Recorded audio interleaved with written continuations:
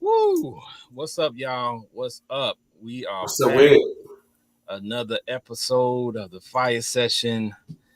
We ready this week. We got something different going on today. We don't really, man. You know what I'm saying? We gotta switch it up a little bit.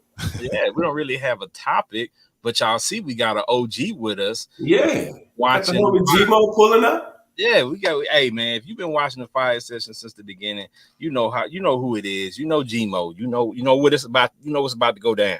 Solid. Always solid. Always coming through with the dope perspective. Oh, and shout out for the photo shoot. I mean, that's all love. Shout out for the photo shoot. We got some more stuff coming your ways too. I was just looking at that intro. I said, man, y'all done hired Mike Lee on the intro. Look at this. You know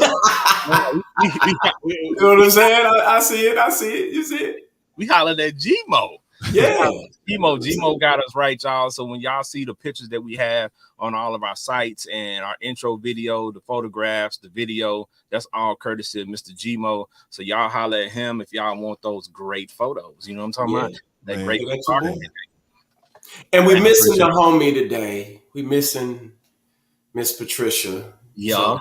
So she braiding hair and doing all of that type of stuff and getting ready for a birthday shenanigans. So shout out to Patricia. So man, shout out. I was looking forward to seeing her, man. She didn't Angela Yee me real quick. And yeah. I mean, how you doing? I mean, it was it was destined, I guess, right? Yeah, she's definitely our Angela Yee, you know what I'm saying? So we appreciate her and her perspective at all times, but we definitely will miss her tonight. Maybe if she gets a chance, she can tap in with us, you know what I'm saying? Because I know that, she hates to miss an episode, but she gotta make that money. She gotta do. Eventually this gonna all be paid, you know what I'm saying? We're gonna be contract, all of that, you know what I'm saying? But right now, make your money. Well, that's her passion, you know what I'm saying? She like that hair, so I don't care. I don't know. Whatever happens, she might still be doing hair. Because she got to get that. Gotta get that bread. Gotta get that bread. Twisting up weave hair and coloring hair and doing all that type of stuff, making ugly women look pretty. I mean, hey man, it's hard. Hey man, not ugly, cosmetically challenged. Cosmetically challenged. I'm working on my phrases, y'all. Cosmetically challenged. Gotta be PC. I saw a few of them today, and I thought about you, Ken. I was like, cosmetically challenged. Yeah. It's not the fact that they're ugly. We don't use that word. We just know that there was a certain set of traits that their parents had in their DNA, and they just passed on to them.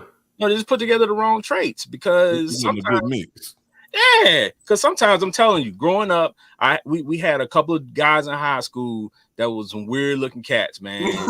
And, yeah, I can name a few right now. And I probably was one of them. Hey, and their moms came to school, and you was like, "Whoa, wait, time out, wait, mom's fine. time out." Where you come? That ain't your baby, is it? Mama looks amazing. But then you start thinking, it was okay, maybe mom got with an ugly cat. You know what I'm saying? That happens. Women get with an ugly dude, or not ugly, cosmetically challenged.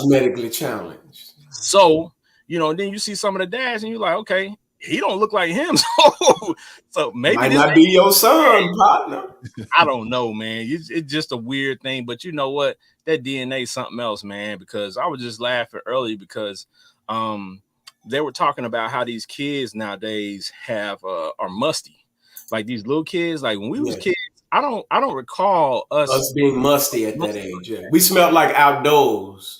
But Musty? Yeah, man. I think it's in the food, though. I think the food is creating a problem.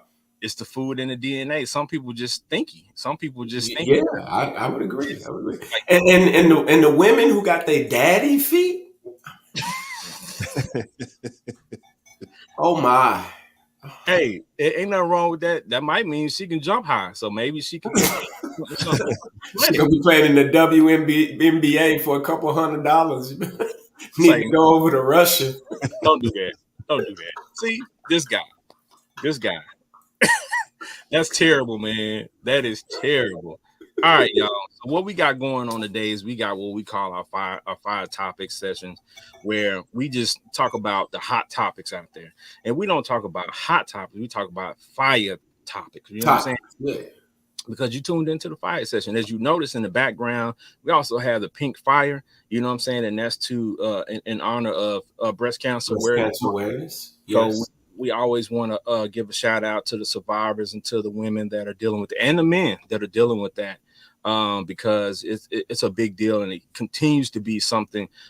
As of recently, I know there was a former WNBA player from Dallas, from actually Duncanville, Tiffany Jackson, that passed away. So prayers for her family and friends and people in her circle. You know, it continues to be something that I think a lot of people, you know, some people say that we put too much emphasis on breast cancer awareness month and not the other cancers, but I don't want to take anything away from either one of them, right? They all are problematic in themselves. So cancer period is a problem, but we also want to show our respects, and because for me personally, I have a couple of survivors in my family, and you know, I've talked to them and, you know, heard about their journey, you know what I'm saying, what they went through. So I you know, glean more to that because I have a personal, you know what I'm saying, effect on that. So yeah, shout out. And it's a tough thing, but we also, again, we want to shout the survivors out because we know it's a tough journey, but we want to shout you guys out because we know that's a tough journey. Like, to deal with that, I've had friends who dealt with it, and it's a tough journey. So, but if you haven't went and got your checks, ladies, go get your checks. No. But you can't say ladies, say people. Say people. There you go. Men can get breast cancer as well. So we make sure that people understand that men can get breast cancer. So it's not because they've been drinking Walmart milk. They get breast cancer. Walmart milk. Some men have breast tissue. So if the man has enough breast tissue, then he can be affected, and therefore all people get a check. So if you're having issues, you're having knots or something in your chest or whatever you may notice, go get that checked out. And for the women, you know, hey, make sure you do that as well. As often as suggested by your doctor. So we're gonna get past that because we ain't no medical doctor, so we don't want to get too deep dive in there. I just want to send you some love. You get what I'm saying? I've seen it, so we just want to send you some love. I can't relate, so but you know, I know the feeling. You know what I mean? So yeah. So let's jump in, y'all. We got some weird stuff. We got some heavy topics, and we got some funny stuff, of course, but we just want to start here with today being Tuesday. We want to play Taco Tuesday, baby. Which one you choosing? Free tacos for life or free wings for life? G-Mo, what we doing? Man, give me the free wings. I need all of the different flavors. Yeah, man. You see, that's a 6'5", 6'7", 6'8", brother. You know what I'm saying? He got to have some meat. You know what I'm saying? He got wings. Yeah. What kind of wings, though? All the flavors, the flats, the drums. Give me that little tip. We eat them too, man. You know, brothers be grubbing like a mug. I can't even lie to you, man. I just pulled out some wings out of my freezer right now, and I'm gonna throw them in the crock pot before I go to sleep. I'm gonna wake up in the morning. I'm gonna have some fresh wings. That's gonna be nice. Okay, Benji. So what you got? What you got? Wings or tacos? Tacos, baby.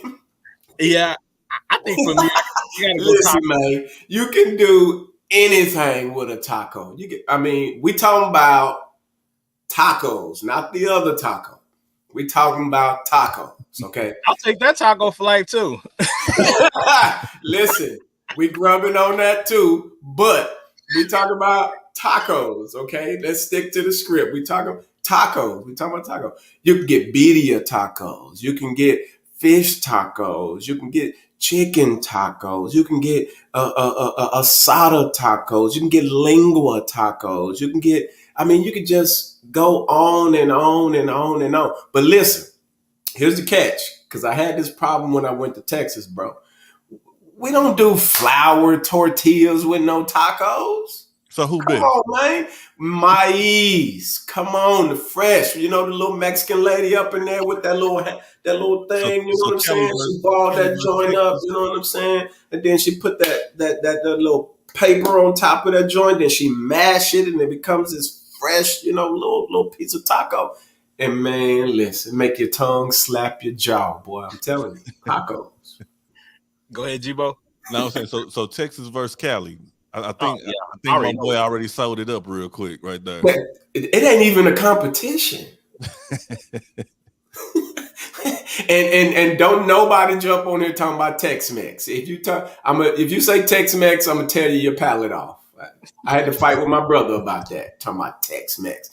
I ain't never tasted Cali tacos, bro. When you come down, I gotta take you to the spot. It's going down.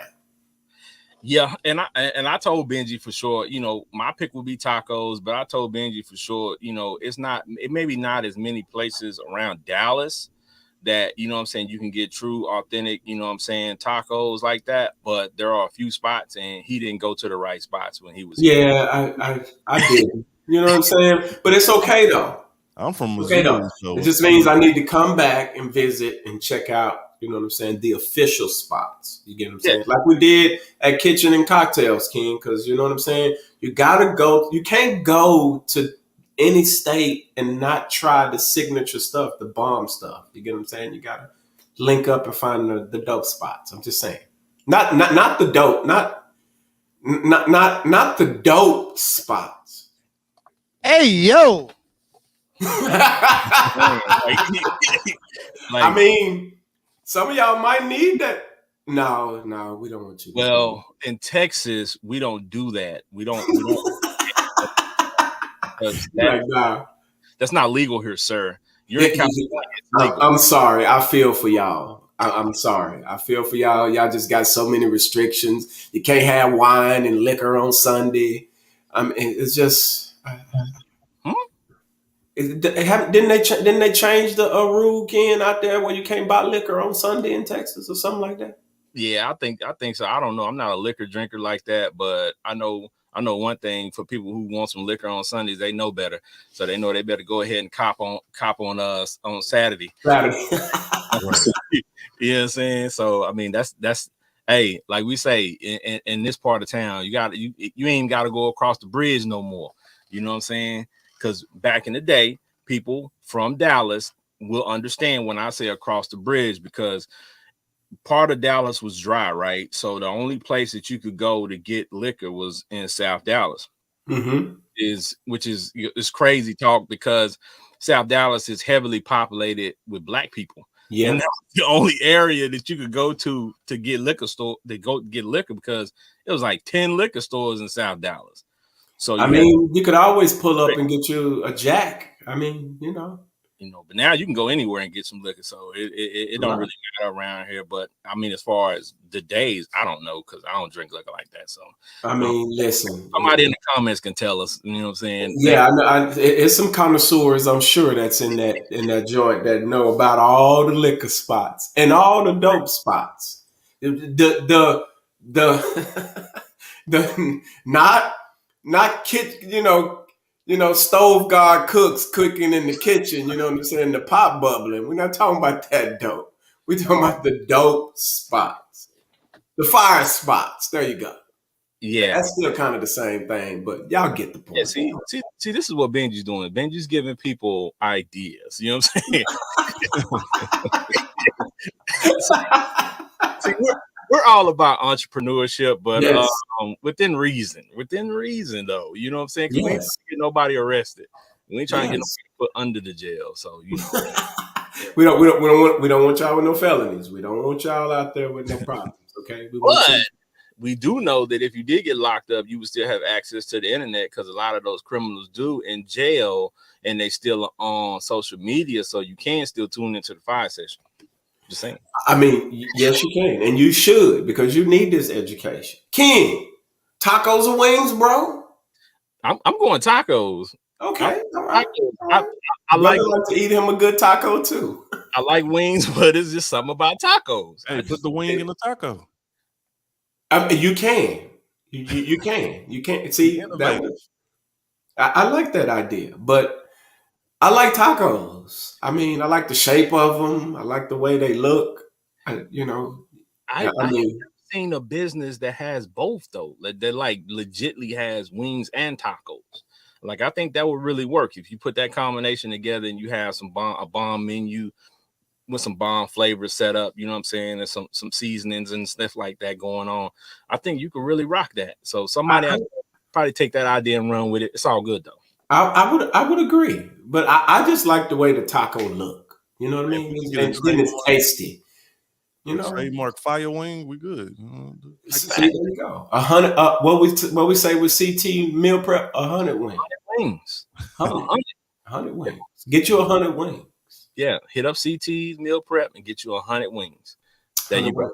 We still need a track for that. You know what I'm saying? I'm just saying. I'm working on it. I'm in the kitchen cooking up something. You know what I'm saying? So we're gonna get that done.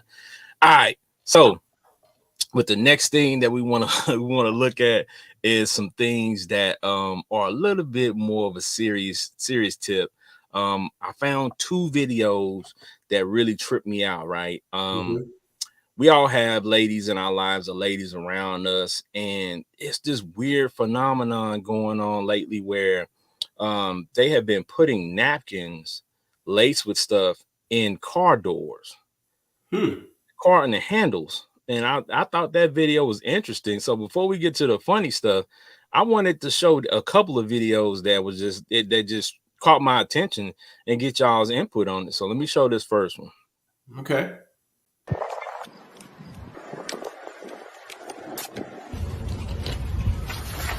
If you see this, run. If you see money in your windshield, you need to run away fast. They're trying to get you to get out of your car and grab the money. If you see this, you need to get in your car some other way. This is a sign that this is probably laced with something. People's hands have gone numb.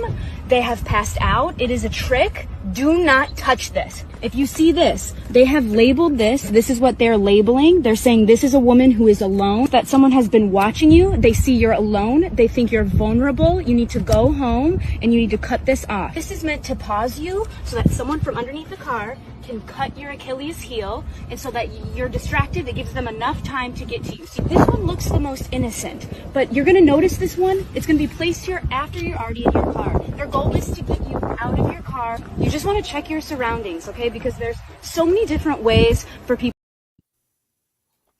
Now that boy, the mind of a criminal is. Let us pray. Because that was a lot. That was a lot. But overall, ladies, it's getting darker. Times is changing. All of that. Don't be caught all day with your head down and your phone. Keep your head up. Put that phone away for a little bit. Get to your ride. Pay attention a little bit. We got some weirdos out here, and some of y'all just fine. Okay, and I know. You got to be careful. You know what I'm saying? Some of y'all just fine. You got to be careful. You can't be walking around with your head down, The cosmetically challenged people might be interested a little bit more than you think. So be careful out there. Also, man, to the fellas out here, man, start tapping in with the ladies who close to you, your friends, your cousins, your mamas. Make sure they get to the car. They inspect the car. Make sure they checking in and calling you as they leaving one location. Headed to another location. Let's bring that back. Let's restore that manly value to make sure that the women straight out here, the kids and everything straight. I agree 100%.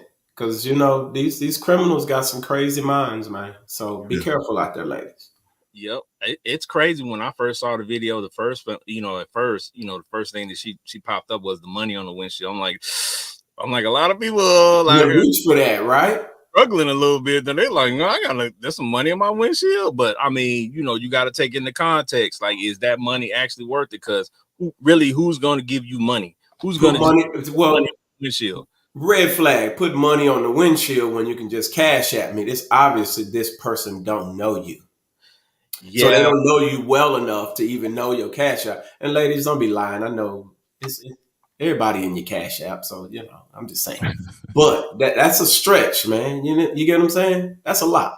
Yep. But the napkin in the door thing, I've seen that multiple times, probably within the past month.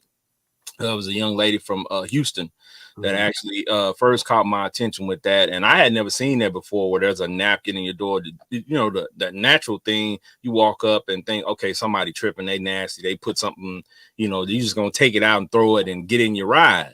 But that stuff, it works on contact. As soon as you touch it, you know what I'm saying, it absorbs in your skin and your fingers or whatever.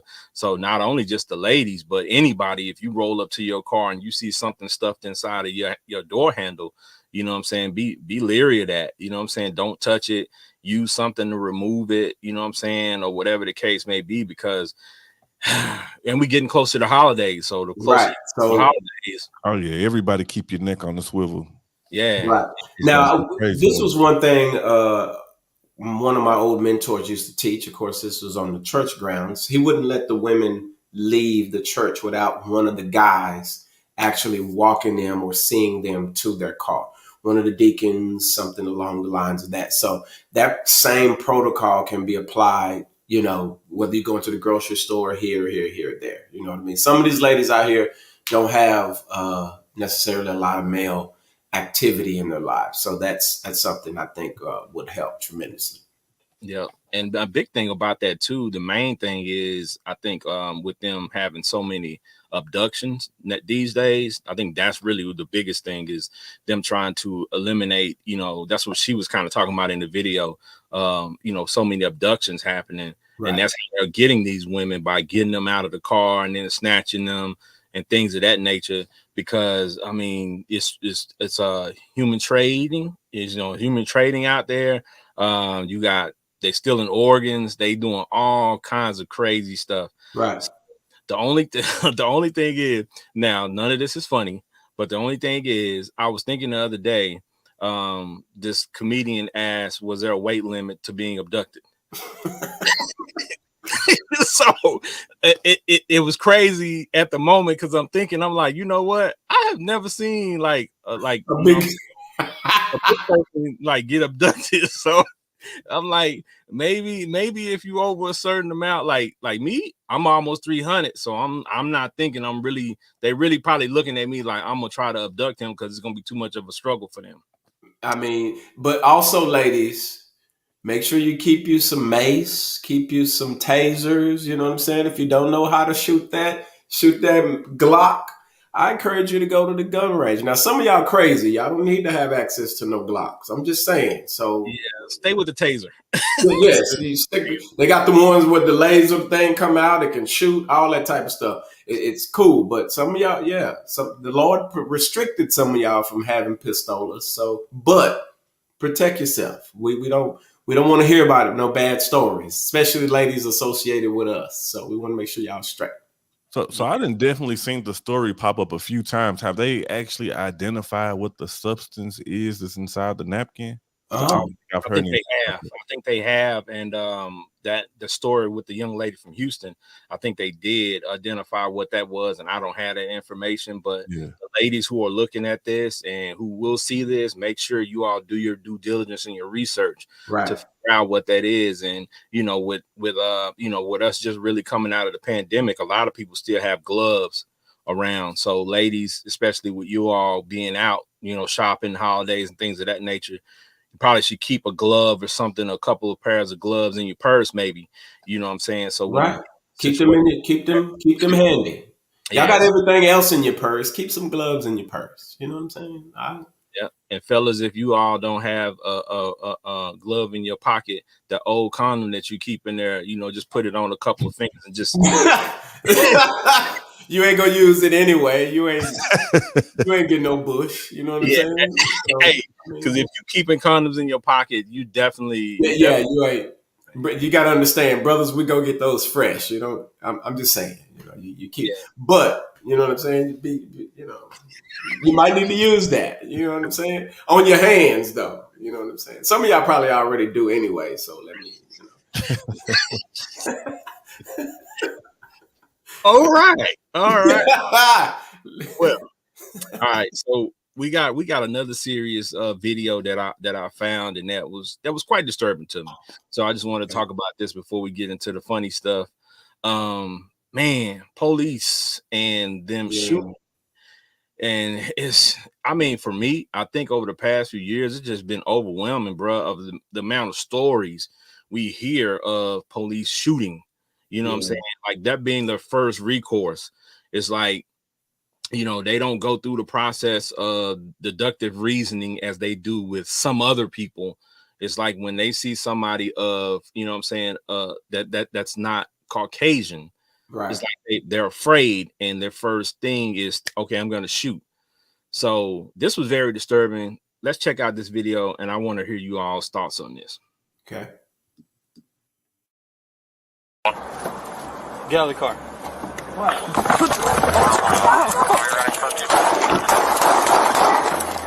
Shots fired! Shots fired! Shots fired!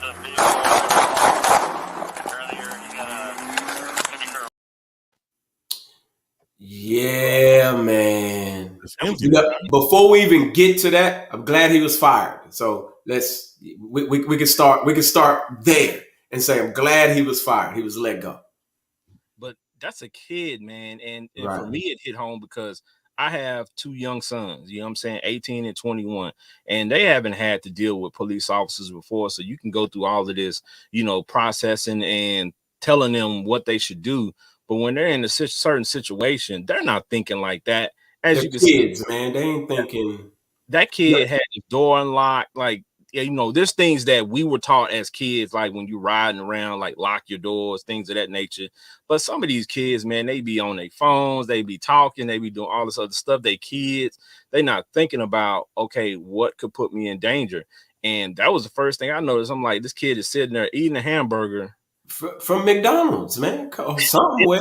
Hold on, but he's in a parking lot where there are other cars and other people around. Right. That's what makes the shooting is crazy. The fact that it was a kid is crazy, but the fact that you just let off like in an open parking lot like that. I'm not a cop, so I'm not going to pretend to be one. But just from the outside looking in, you ain't got no restraint.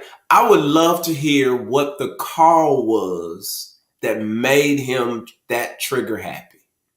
Because that, to me, the only thing I can think of is we got a kid in the parking lot wilding out. You know what I'm saying? He probably got a gun. I don't know. No, but something wild. For you to let off like that, that's like criminal behavior. That it is. That was definitely terroristic. You know what I mean? Like that. Right. You have to have a reason of he's jeopardizing your life or jeopardizing people around you life. Nothing in that video reflected that kid was in jeopardy of harming someone else's life. Right. So for the first thing to do is to let off rounds, not even to pursue, not to get in your car and follow, do a chase, nothing. Like you went straight for the kill shot. That's ridiculous. Yeah. So he didn't have no tacos. You wow. Okay, so Felicia made a good point. So this is the story I heard as well. That car was supposedly evaded the cop. You know what I'm saying? Like, running from the cop or whatever, whether the kid was driving it or not, I don't know, but he got a call and he came to the parking lot. He saw the car. He approached the car. But it's like you approach the car and, you got your hand on your weapon as they always do. Right. You open the door and you see this kid is eating a hamburger, right? You see the kid is eating it, because this is his body cam. So we're seeing it from his perspective. You see the kid eating a burger and your reaction is to start firing your gun because the kid is trying to drive off. Maybe the kid did run earlier, but at the same time. Even so, like, is that. When does that equal death? Yeah. Right. Instantly thinking that off the top, had to be thinking something criminal. But then you also have to look at it from just, it's a kid. And I get it. There's some wild kids out there. I get it. I understand. But that call that had to come in had to have been crazy for a cop to do that. It had to have been one of the craziest calls out there because he just let off like instantly. It was shoot first, ask questions later. Well, my thing is, thinking about it in retrospect, like you said earlier, I'm not a cop either, but I'm just thinking about the things I've seen. If you saw a car that's been evading you, why would you approach that car on your own instead of calling for backup, maybe parking behind block it in? Like, that's what I was going to say, park it behind the car so the car can't move. And then he wasn't moving at the time, if I'm correct. The kid was sitting still, right? What I'm saying is, if that car had run already, I mean, you know what I'm saying? The facts are he's probably going to try to run again if he already ran before. So, and you think block him in because there you go.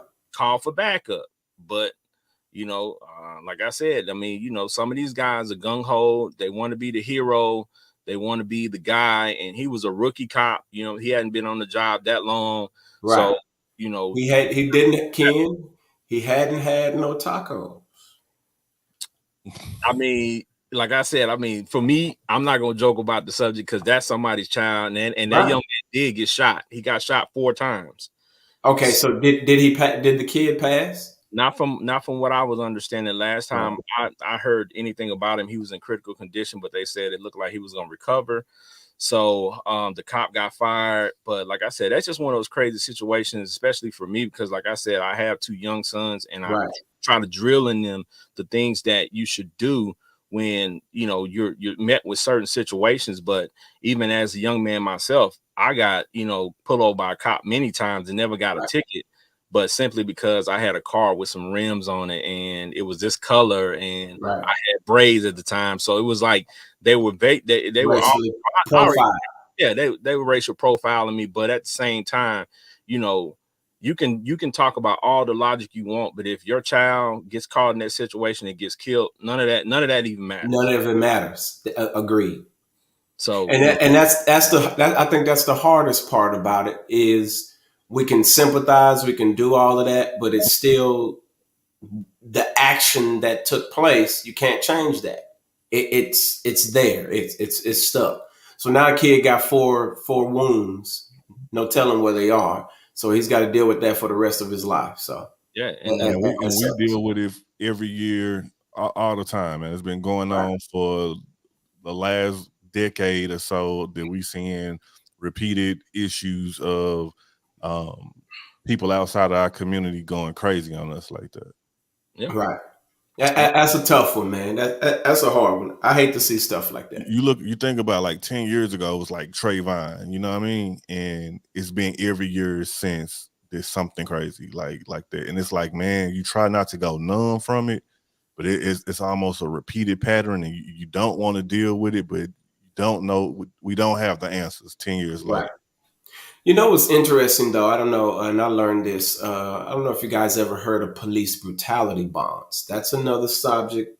Check on, look it up when you have a chance. There is a such thing as police brutality bonds. It's an interesting read. I think you guys should go check that out and read up on it. It'll give you some insight into why I think some cops act the way that they act. And, it's a tough pill to swallow.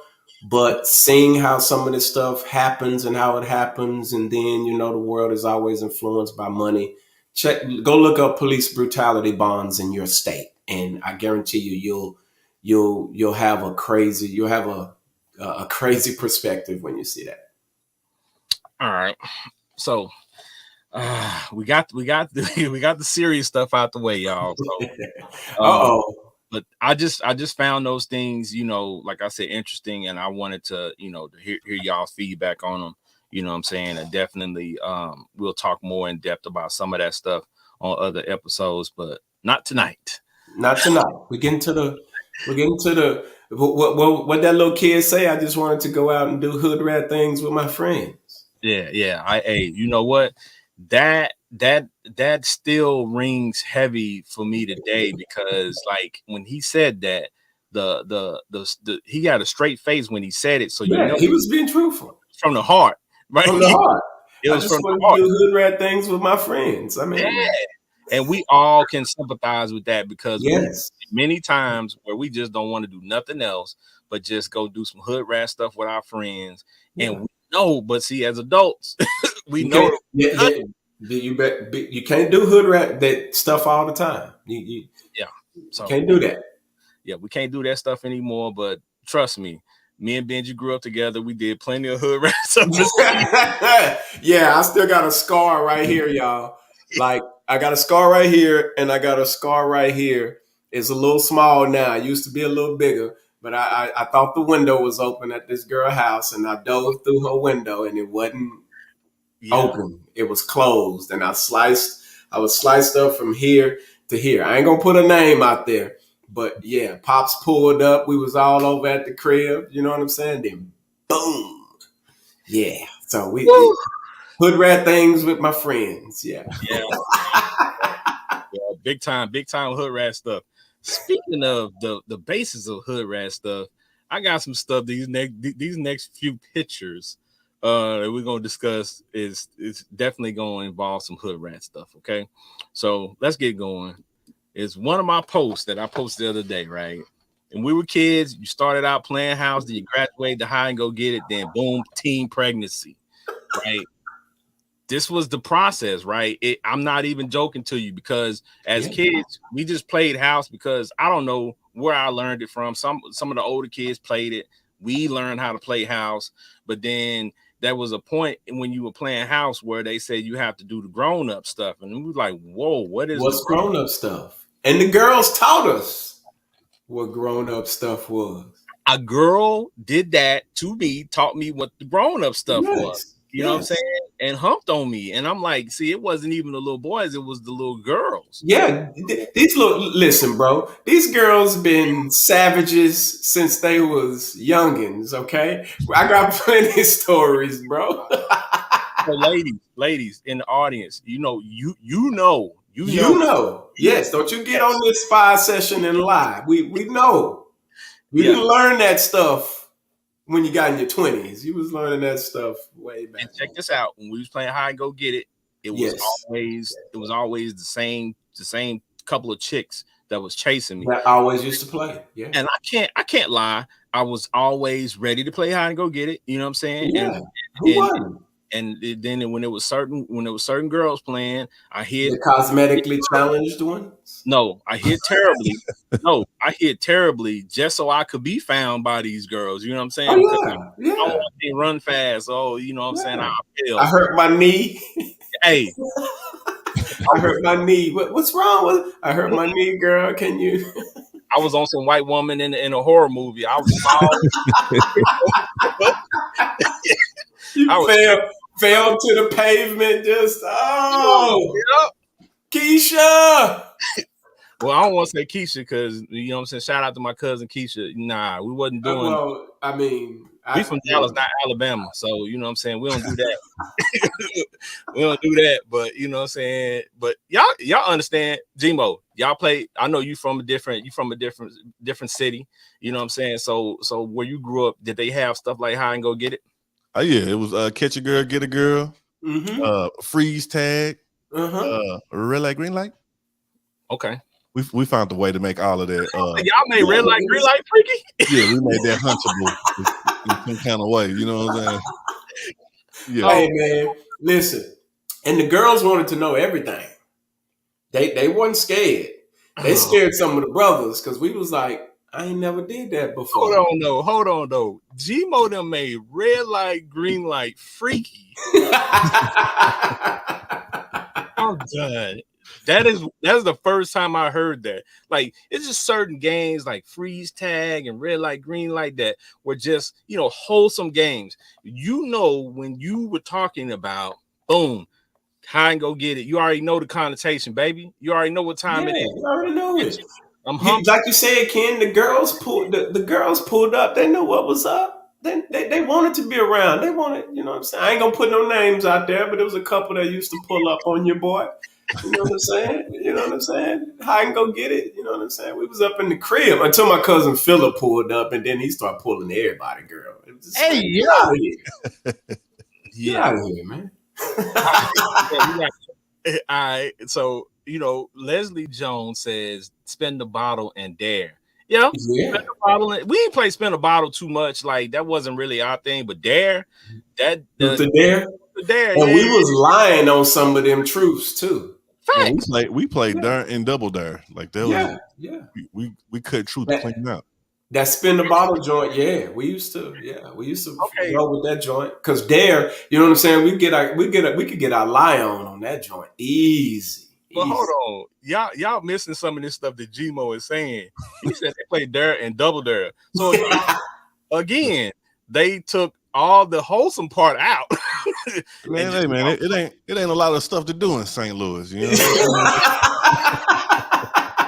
Wasn't many tacos to eat, huh? Wasn't a lot of tacos to eat, but just not the ones from the store, the ones from the stand. Listen, don't you pull up on Big Bertha. Can't fool with Big Bertha's tacos. You know what I'm saying? I'm just saying. Wow. Yeah. Y'all get that when y'all get home, when y'all log out. You know what I'm saying? Right now, but you'll get it. Yeah, you'll get it. It's Taco Tuesday. Okay, y'all should understand. All right. Speaking of tacos, we got another good one, man. This is one that I saw on Twitter and I saw on Facebook, so I had to talk about it. It's a good thing that we got some ladies in the audience, because ladies, this one is about y'all. Mm-hmm. So, guys make females coochie stink. Y'all ain't ready for that convo. So, okay, I saw that, and I get the comments, from the lady saying that it's guys carry the bacteria, and then the guys have sex with the ladies and throw their pH balance off, and so on and so forth. But my whole argument was, you're letting the dude hit raw. It's not even Monday night. It's not what you gonna do? Wow. Okay. Where did the guy come from? It's still origins in women activity. I mean, she was playing truth or dare. Spin the bottle.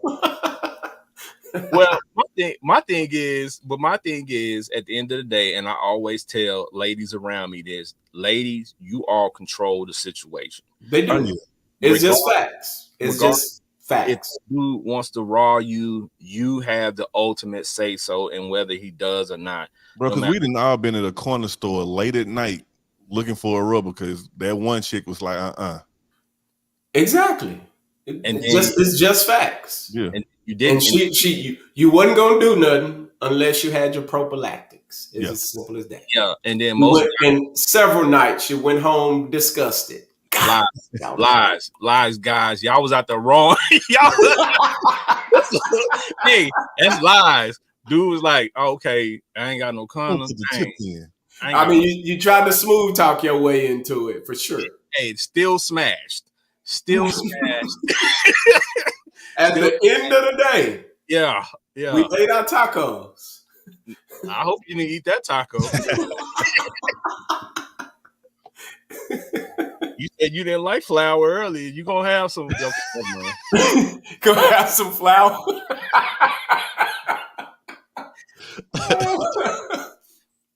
If y'all don't get this combo, I don't know what to tell y'all. I can't.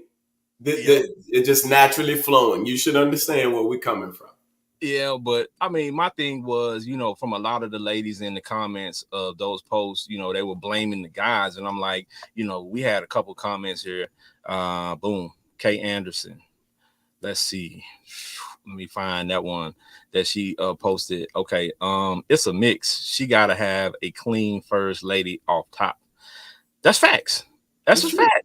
That's a fact. It's a mix. Like, she got to be clean, and if she allowing that dude to come in, then this got to be somebody you trust, or somebody, that you have some interest with, not just some random dude. And of course, can't know what he's been doing, but if you trust him enough to not mess up your pH balance, hopefully, you know what I'm saying, he comes through for you. But, you know, again, fellas, take your sea moss, eat your fruit, drink your water, take care of yourself. Go to the doctor. Go to your doctor. Yeah, we right. Go to the doctor. See, they can't lie on you. Hold on. You got your doctor's report. People can say whatever they want, but if you got the doctor, you're straight. You got it. You straight. Some people that ain't even no doctor. They just need to take a bath. Take a bath on a regular basis. Take a shower on a regular basis. Been playing truth or dare for too many days, huh? Yeah, clean that turtleneck, bro. Clean that turtleneck. Got that little dust behind the back of your neck. You know what I'm saying? Scrub that. Not that neck. I'm talking about that. You know what I'm saying? Some guys got that turtleneck, man. Clean that thing, man. You know what I'm saying? In other words, wash your ass. There you go. All of it involved. You know what I'm saying? Wash, scrub. Make sure you got that that glove, that exfoliation glove.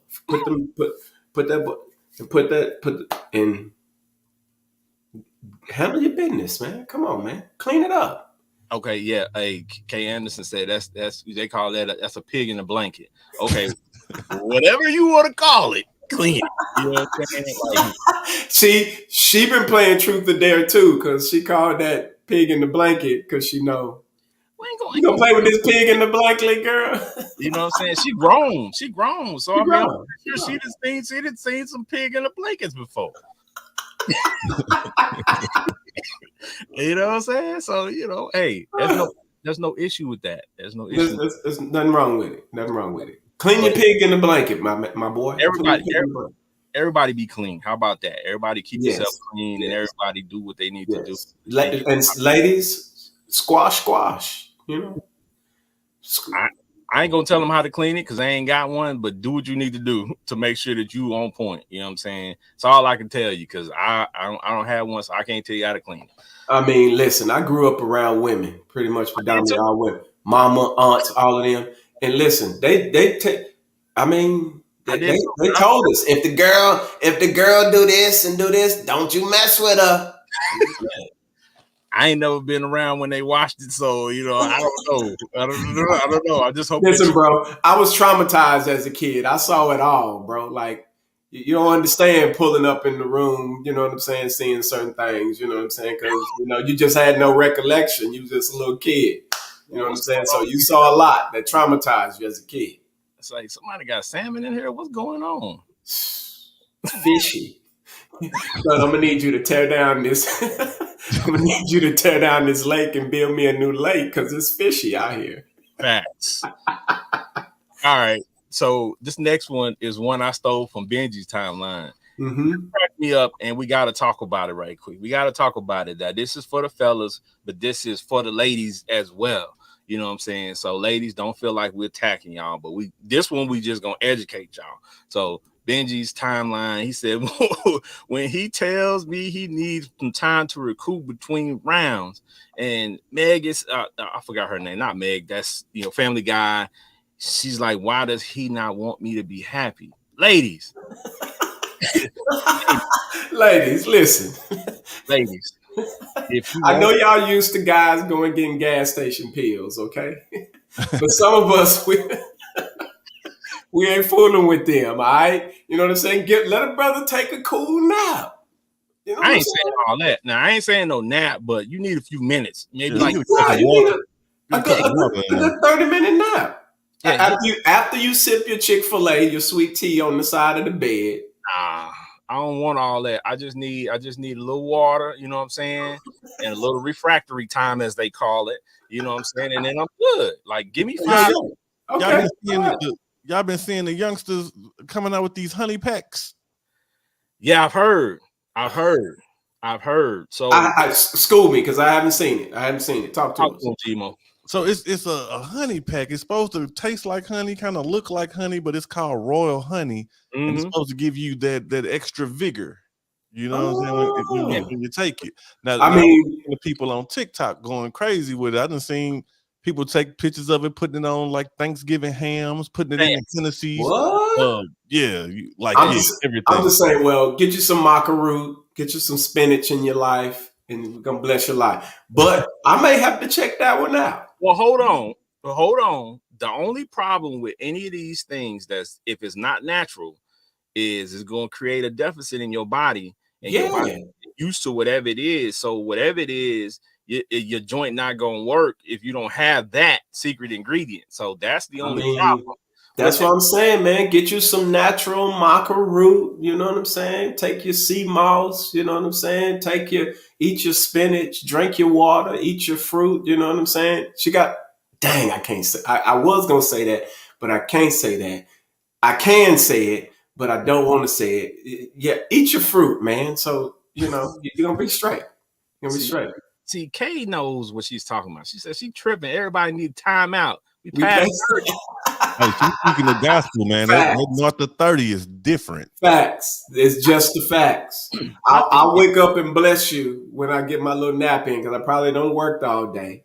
You know what I'm saying?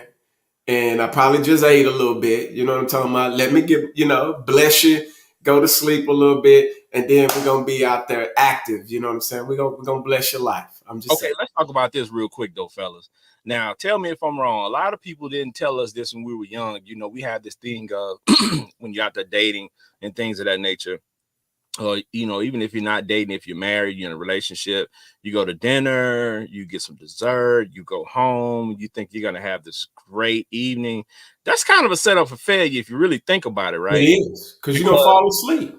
Well, you're eating heavy foods, and people don't understand your body needs your blood flow goes to your stomach to digest the food. That means if you're a guy, your blood flow not gonna be able to go where it needs to go because you ate all that. And if she on top, bro, on the full stomach, you in trouble, pimpin'. You in trouble if she on top and you got a full. Now I know some of y'all knees is bad, ladies, but we talking about the ones who got the good knees.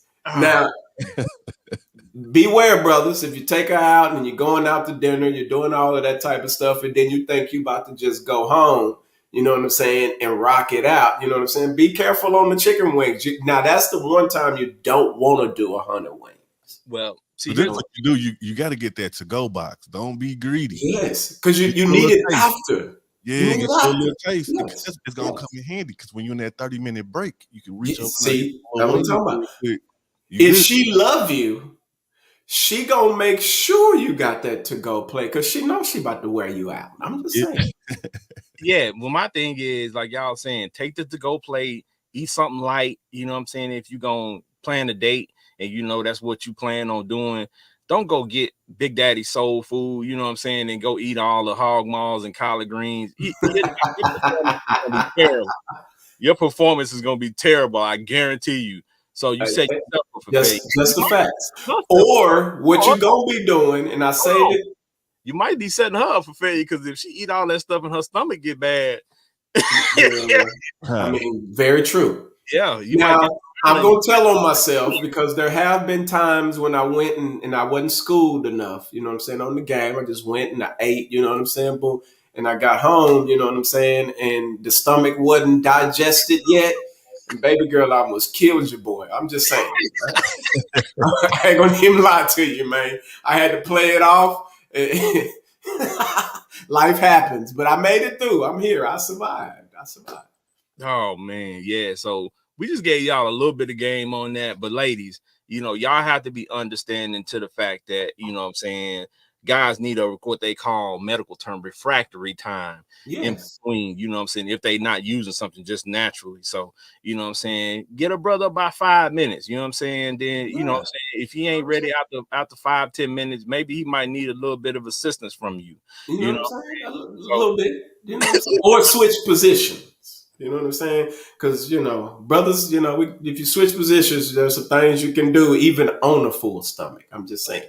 This is key right here. See, no Mexican food on date night. Yeah, you probably don't want to eat I like that. Beans and the beans. No tacos. It's gonna be a taco on the menu. It's gonna be a taco, but be careful. Go easy on it. No, just don't even have that taco that night, because the other taco, it should be sufficient. Unless she's Mexican, then there's Mexican taco. But okay, yeah. See, there you go, Mexican taco. See, I like that. See, I like you, man. I like you. Say, hold the beans, baby. Facts. Yes, hold the beans. Lay off on the beans. I don't need, because we ain't acquainted like that yet. I don't need you farting in the beans. I'm just saying. Okay? Yeah, we could do a whole nother episode about that type of stuff, because expectations in relationships. We're gonna put a pin in that one. We're gonna talk about it. But why is she crying though? Because I'm telling you, dude, women don't understand men and men don't understand women. And if you have a woman who's been with a man for a long time, then she understands the processes. But a lot of these ladies have these unrealistic expectations because they've been dealing with guys who want to show out the first couple of times. So they go get the gas pill, they go get the Viagra, and they do these things. And then they get with a guy who's not on any of that, who's just him regular self. And then they become disappointed that he don't just, you know what I'm saying, come right back. Working back out. Well, I mean, my thing is, like, they talking about the jerk out. This dude's wild. Oh, you gotta understand, like with the gas station pill, from what I've told, is that joint works for like hours. So regardless of what happens, like, it never goes down. It just stays up. So and see, she won't that. You get what I'm saying? So she want that every time. You setting yourself up for failure, because she gonna expect. See, that's for dudes who ain't really getting none. So they gotta show out. You get what I'm saying? Yeah. They gotta show out because they might not get another opportunity. You know what I'm saying? Hold on, though. It's these ladies putting this pressure on a lot of these guys too, though, because we talked about this on a couple of shows where ladies have these unrealistic expectations that this guy is supposed to know everything about you on the first day. Like, very true. Get with each other. Like, he's supposed to know the fantasy world where everything is right and proper and good and great, and there's no down moments. So he's not going to know everything about you, because if he tries all the tricks he tried on the last woman, they might not work on you. Yeah, so you got to give him time to learn you. So in that sense, you got to learn him too. So, you know what I'm saying, y'all can learn together. But, you know, with the high body turnover ratio out here in the world today, you know, it's not happening. So, you know, maybe that's part of the issue, but that ain't none of my concern. You know what I'm saying? Y'all have fun out there. It's a struggle out here sometimes, bro. I'm just saying, it's a struggle out here sometimes. Some of these women is crazy, brother. I'm just saying, some of these. Hey, well, speaking of crazy women, this next couple of videos, this next video I got, definitely somebody who I think is crazy. But we're gonna talk about this a little bit too, because I think we've all been here as Black folks, and we've been to funerals before. So yeah, check this one out. At my mom's funeral. And half of y'all in this church, she did not mess with, and she did not like. You, I don't even know why you here, because you didn't mess with my mom. Oh my God. And on top of that, you talk bad about her. I don't even know why you here, because you got a lot to say and ain't came and did nothing for her. I'm just waiting for you to say something, because I got a Hemi and a Jimmy waiting on you. Girl, you. Oh, she wow. Yeah. Okay, so a whole lot of but she love her mama though. Well, I mean, go ahead, Gmo. No, I was just saying she was on 10, man. She was ready for it all. She woke up in violence. She was lining everybody up just straight across the line, like everybody can get this. Right. I've seen that. I've literally been at a funeral and seen somebody get up and do that, and I'm like, yo, that's why you can't give opportunities for everybody to get up and speak. This is my solution. My solution is, if you can't come to the wake, or there's not a wake, when it comes to the funeral, you set up 3 people or whatever. You designate the people that's supposed to get up and speak, so you know that they got some sense. Because when you give random people an opportunity to get up and say some stuff, then you know have some issues. And if that's her daughter, I understand. Sometimes when you're hurt, you don't need to get up and speak in those situations, because you can Very true. You're speaking out of your emotions. You know what I noticed, man? I went to a wedding like a couple of weekends ago, and black people know they be doing the food when it comes to wedding and funerals. They're like, they find any reason to be upset about something, mad about something, and they feelings about something. They didn't do this right. They didn't invite this person who is like they find a reason to be pissed off for something. Oh, that's facts. That's just pure facts. It's gonna happen. It's like testimony service on Sunday morning. That's why the pastor had to take it out, because folks would get up and say the weirdest stuff. Brother, get the mic. Get the mic. I remember one time, bro, I kid you not, this one lady got up to testimony service and told all the brothers that she gets horny when she drinks coffee. So she had several offers of coffee when service was over. Pastor had to take the mic from her because, you know, it was just a lot going on in that moment. So that's why. But now Facebook giving all of y'all space to say what y'all want to say. And man, it's like sometimes Kim just need to mute the mic. Man, I'm telling you, funerals are not the spot, y'all. Like, I know you got beef with your family, you know what I'm saying? And they may not have liked your mom, or they may not have liked your parent, your sibling, or your cousin, or whoever it is. But when you get up there to speak at a funeral, that is not the time to address, you know what I'm saying, those type of things, right?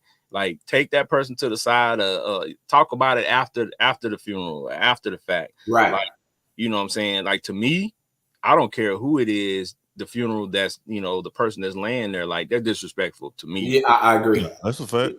To get up and do that. Yeah. Like for that. What? Ouch, I just caught a cramp in my leg. Yeah. Benji did all that talking earlier. Now he got a cramp, lady. So, you know what I'm saying? Jeez. God, dog. I'm properly hydrated. Ow. God, dog. Give him a banana. Yes, I need a banana. God, dog. I think it was the liquor. I don't know. Not properly hydrated there. All right. Yeah. So like that funeral, you know, video tripped me out because, like I said, I've actually seen that. And when I saw it, I was just sitting there like, so y'all just gonna let him talk? Let it happen. Y'all not gonna, somebody not gonna get up and go get the mic? Now, let me ask you a question though. That's her baby, mama, obviously the church, whatever. What can you do in that situation? Or what would you do in that situation? Gmo, what would you do? Because you know the brothers and the uncles and folks is there. What's going on? Yeah, man, I ain't gonna lie to you. I'm gonna let it ride. Who's gonna get up first? But nah, but I would definitely. She there, so it's like a deer in headlights. I'm gonna let her speak her piece, but I'm gonna probably be at the bottom of the steps, like, come this way. We gonna avoid the, you know what I'm saying? Come sit with me. You know, somebody grandma should be like, don't you ever embarrass me like that ever again. Yeah. You get what I'm saying? Like, that's the way I see it. Like chin checking session. Yeah. A little bit. Yeah. But the old school grandmas, they ain't like that. Grandma can say whatever she want to say. Yeah. And I would think in that instant, there's some, whether you hate and do that, I agree with Ken. Like, that's just totally disrespectful. Yeah, not time in the place, and honestly, that does nothing for nobody, man. The person in the casket is gone. You know what I'm saying? And there's nothing you could do to bring them back, no matter how mad you are, no matter how you want to fight. It's nothing you could do at this point. Like grieve, and that's okay. But yeah, all of that extra animosity, it won't do nothing for you. At least the decency to show up in respect.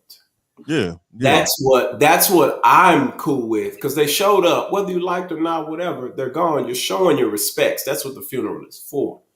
So they showed up in respect. Now, if they showed up and was wilding, different story. But you kind of took the cake with that. So yeah, and I know that's one of those situations where there's people out there that say, well, you can't tell somebody how to grieve. You know what I'm saying? And that's true. You definitely can't tell somebody how to grieve, but her talking like that, somebody saw that was going to happen before the service even started. Like, you can't tell me that all these people are around her and nobody saw that she was in that type of state. Yeah, because that didn't just happen at that moment. She's been on 10 for a couple of days. Right. So, you know, I know how we get down, and I know she said that to somebody. So somebody sitting in that audience already. Women like to talk. The person who had their phone already knew it was about to happen. That's why I was just going to say G-Mo. The person that was recording it knew it was about to happen, but they took the G-Mo approach and said, "No, you know what? I'm going to let it rock." Yeah, right. We're gonna let it flow. Yeah, I need these views. She was talking about that ahead of time. We all know. She was telling all the homies that what was gonna happen. Facts. Are phones appropriate in a funeral? No, I don't think so either. No, because I'll say this. I'll say a kind of yes and a no because my sister passed several months ago, and I didn't get a chance to. She wasn't like my blood sister, but she was like my sis. And I didn't get to see her before she passed. So the song that was sang, I pulled my phone up and I had to record, because the lady was singing, was blowing. It was her favorite song, and I just wanted that memory. You get what I'm saying? But not in that instant, up recording that type of session. I just wanted that song on there to hear her name and so forth. So I would kind of give a little bit of leeway in that part. I think the song, you could do it, but at the same time, I'm of the old school mind frame. Something still got to be sacred, bro. I agree. Like people was wilding back in the day when the flip phones first came out. They going to grandma's funeral, and then you seeing 15 pictures of grandma pop up on Facebook and on social media laying in the casket. I'm like, y'all. Yeah. Now I do not agree with that. I taking dead pictures. No. Bro, I ain't trying to I already got it in my memory. I'm not trying to relive that in my phone every time I pull my phone up. I see it all the time, bro. I see it all the time on my timeline. People go to funerals and take pictures of the body and things of that nature. I'm like, yo, I understand you taking pictures of the body and keeping it for you, you know what I'm saying? And keeping it for your public, your consumption. Right. Put it out in social media for everybody to see. Like put that in a family group or something, but on your timeline for everybody to see. I think that's one of those things nothing sacred. You putting it out for everybody, and to me, it's like some of that stuff just you shouldn't do. I agree. Totally agree. I agree. Yeah. So like I said, but that's us, you know what I'm saying? We was born in a different day and time. Right. So everything is on record and whatever now. So everybody trying to capture a moment and be the first to put it out there. You know what I mean? Yeah. So, you know what I'm saying? This next video that we got coming up is based on a sad moment as well, but somebody has made a profit off of a sad moment as they have done so many times. But let's check out this video. Quick video.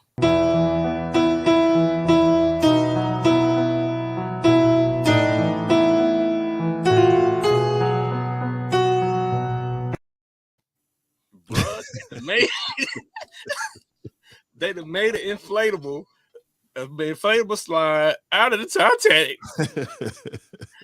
I can't creative idea, but I ain't gonna lie to you. I got kicked out of, I forgot what teacher's class that was back in the day. I think I was at Lancaster Intermediate. We watched that movie. We watched the Titanic when it first came out in class. I got kicked out of class because at that same part where the Titanic is sinking and people start falling, there was one guy in the movie. Y'all probably remember this part where he hit the smokestack. He hit the smokestack, said ding. I lost it in class, and she kicked me out. I got rolled up for laughing at, for laughing in the middle of class, laughing at that moment. But to me, you know what I'm saying? It was just one of those moments where it was funny to me. So when I saw this, I cracked up all over again, bro. I'm like, somebody has made an inflatable slide of the Titanic, bro. Hold on. The crazy part is they had a line. Roasted savages out here, man. They will use anything for the views. Hold on. Let's do that again. Let's do it one more time.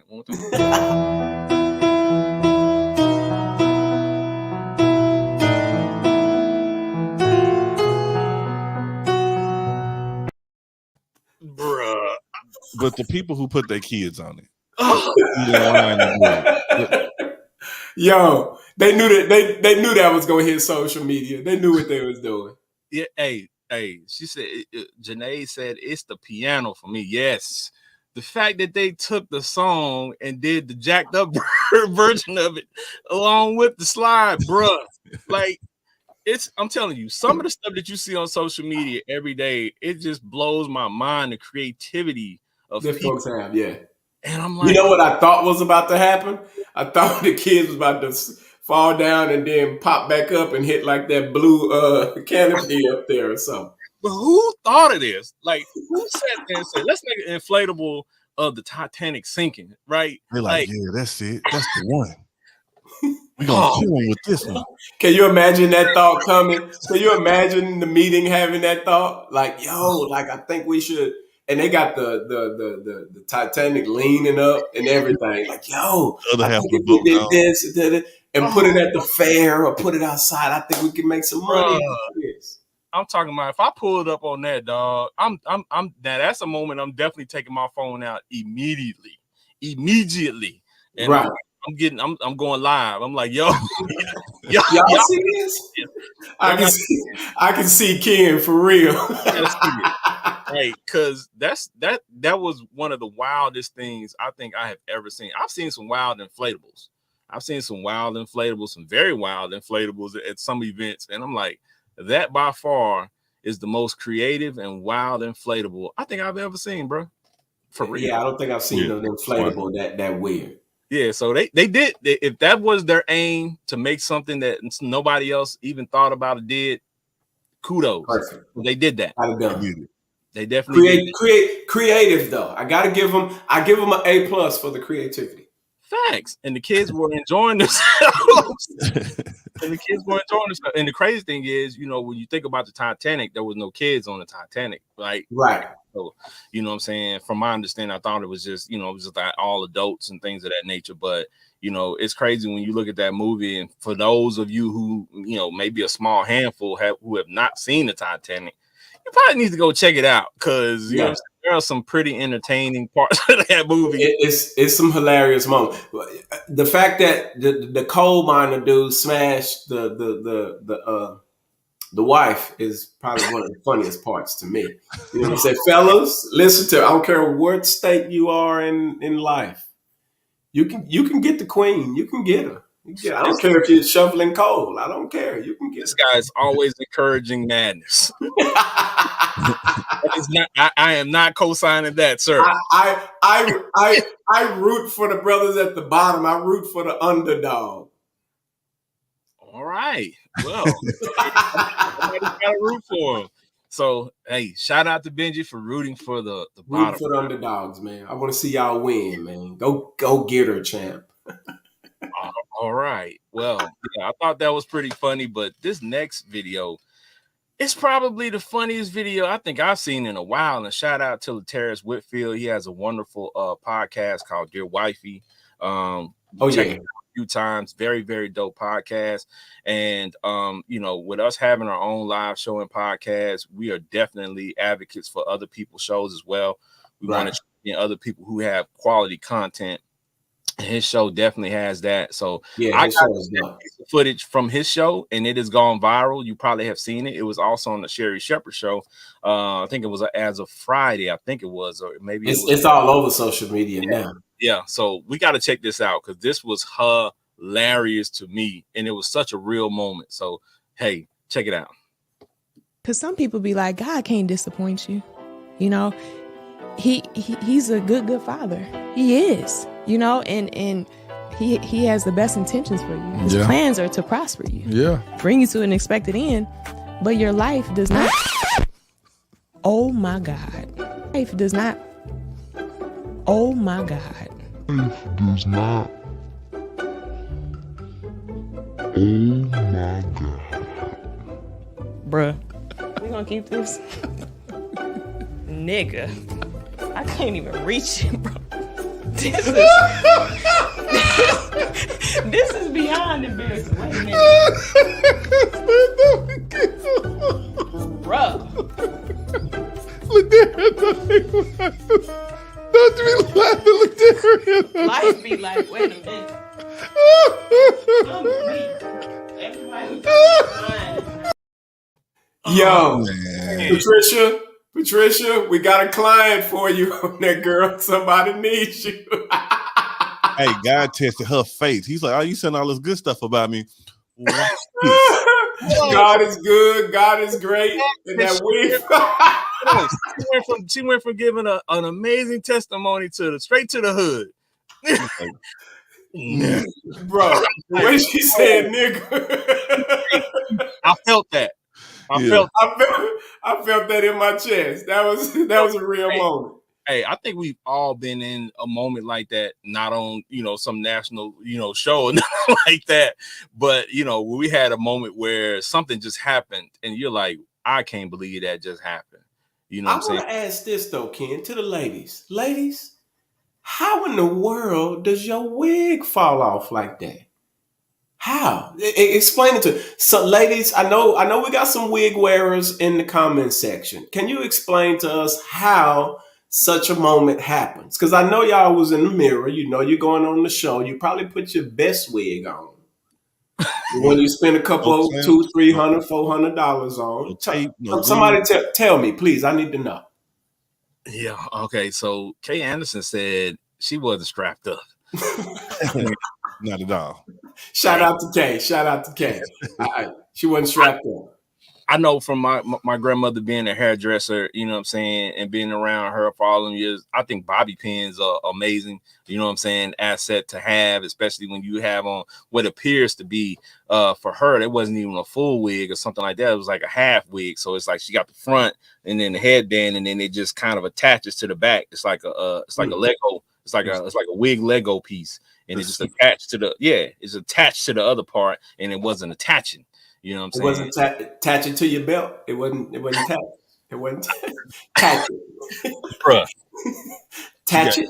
Flipping literally. Hey. Attach it to your belt. I mean, I know that's viral. I know it's viral. I know it's everywhere. Oh, it's everywhere. Like I said, it made it to the Sherry Shepherd show. So it definitely, you know what I'm saying, was viral. And my thing of the matter is when you have something like that, like when you want to put like some Velcro or something on there, you know what I'm saying? Like you can just, you know what I'm saying? Or something just to keep it from moving because, I mean, you on the show. Janae is like no cone pins, didn't slide it on and tighten that strap inside. She was just backsliding. Oh, man. It backslid all right. Backslid it slid safe in the home base, bro. That joint. and it slid off and hid because she couldn't even find it. It fell to hell. Oh man, went back bro. Hey. Oh man, she was cute though. She was cute though. Hey, shout out to the young lady, man. That she kept it rolling. She didn't. No. She ain't make him cut. She ain't get up and run off. She shook it out, threw it back on. I follow her on social media. She's a very funny young lady. She's also she's actually a comedian.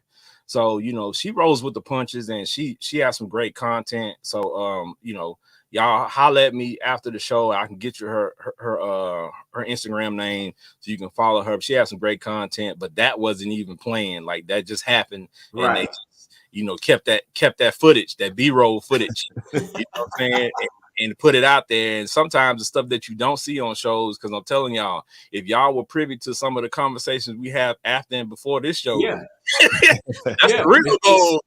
Uncut content, uncut. Yeah.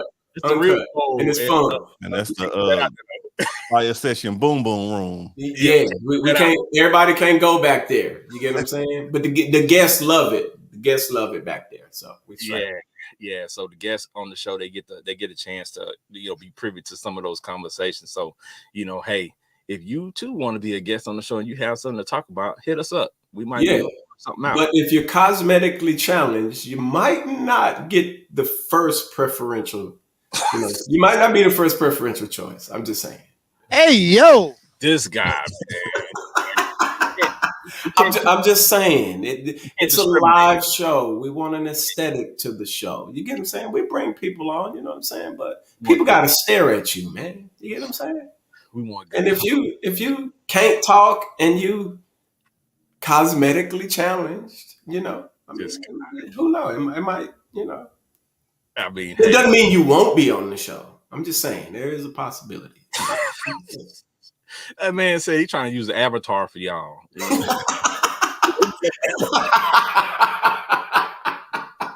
Yo, I'm just saying, because you might be cosmetically challenged, and then people might see you, and that might drive up the views a little bit more because people are like, "Man, your boy look like ET," or okay, or whatever. Right. You know what I'm saying? So we gonna move on to the next video. Because we got an ugly. Speaking of ugly, we got an ugly situation that occurred in the past week. That was pretty disturbing for a lot of people. Pretty disturbing for a lot of people. But I just want to show the original video first of the event, and then some comments from one other person in sports arena. So we moving on to like some sports related topics. But yeah, check this video out, and we're gonna talk about this for a minute.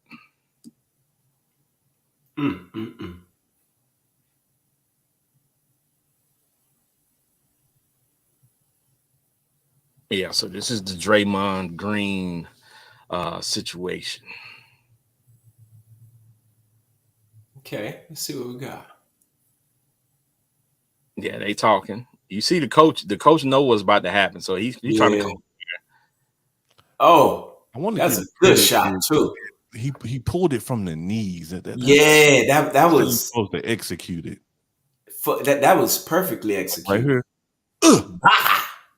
Oh, got that good lean on the front, on the good left leg too, like to get that balance going, and then you lifted the leg. Like that was a good shot. That was a good shot. A plus shot. Now I don't know the landing because I think clearly Draymond has been fighting before. So yes.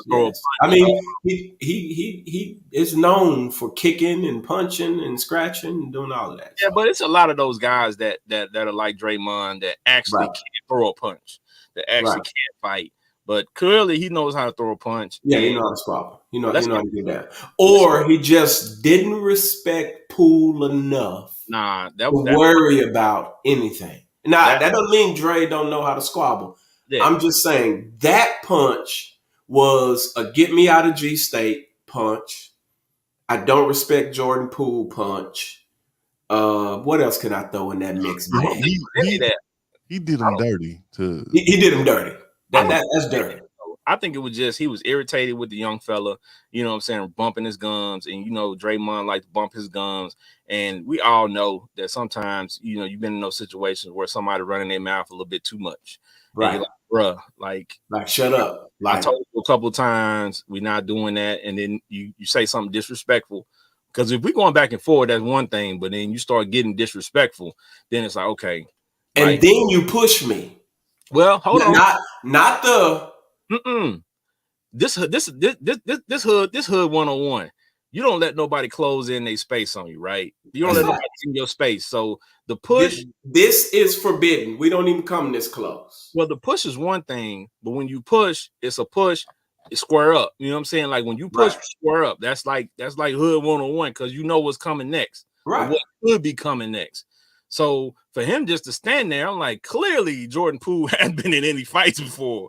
And he had no clue that Draymond was about to. He just. Well, he didn't feel like Dre would swing on him like that. But it doesn't even matter if he felt like that. Like for us, even if we felt like somebody wasn't a threat, we're not going to stand there with our hands down at our side. No.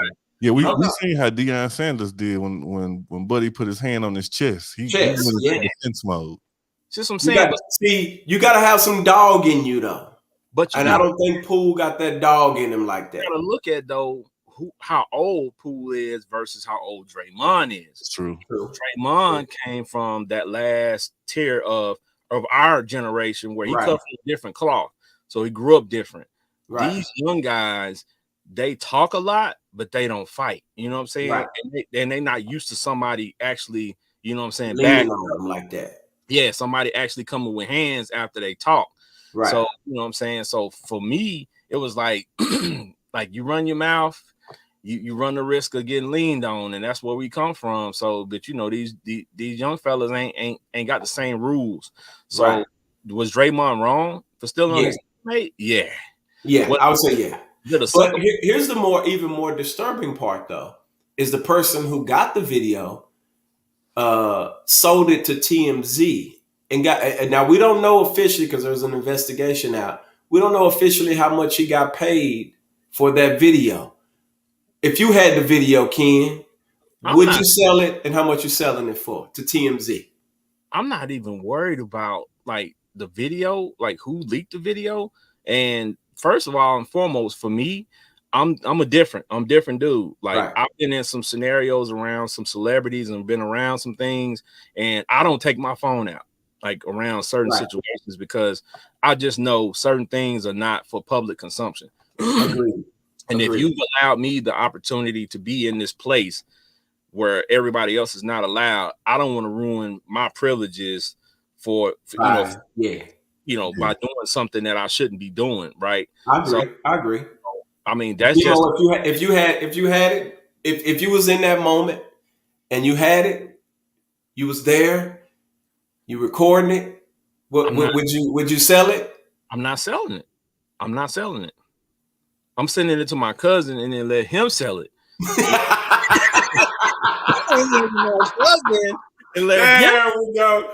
we go. I ain't selling it. You know what I'm saying? I'm gonna send it to him and then let him sell it. You know what I'm saying? So how much you getting for it, Ken?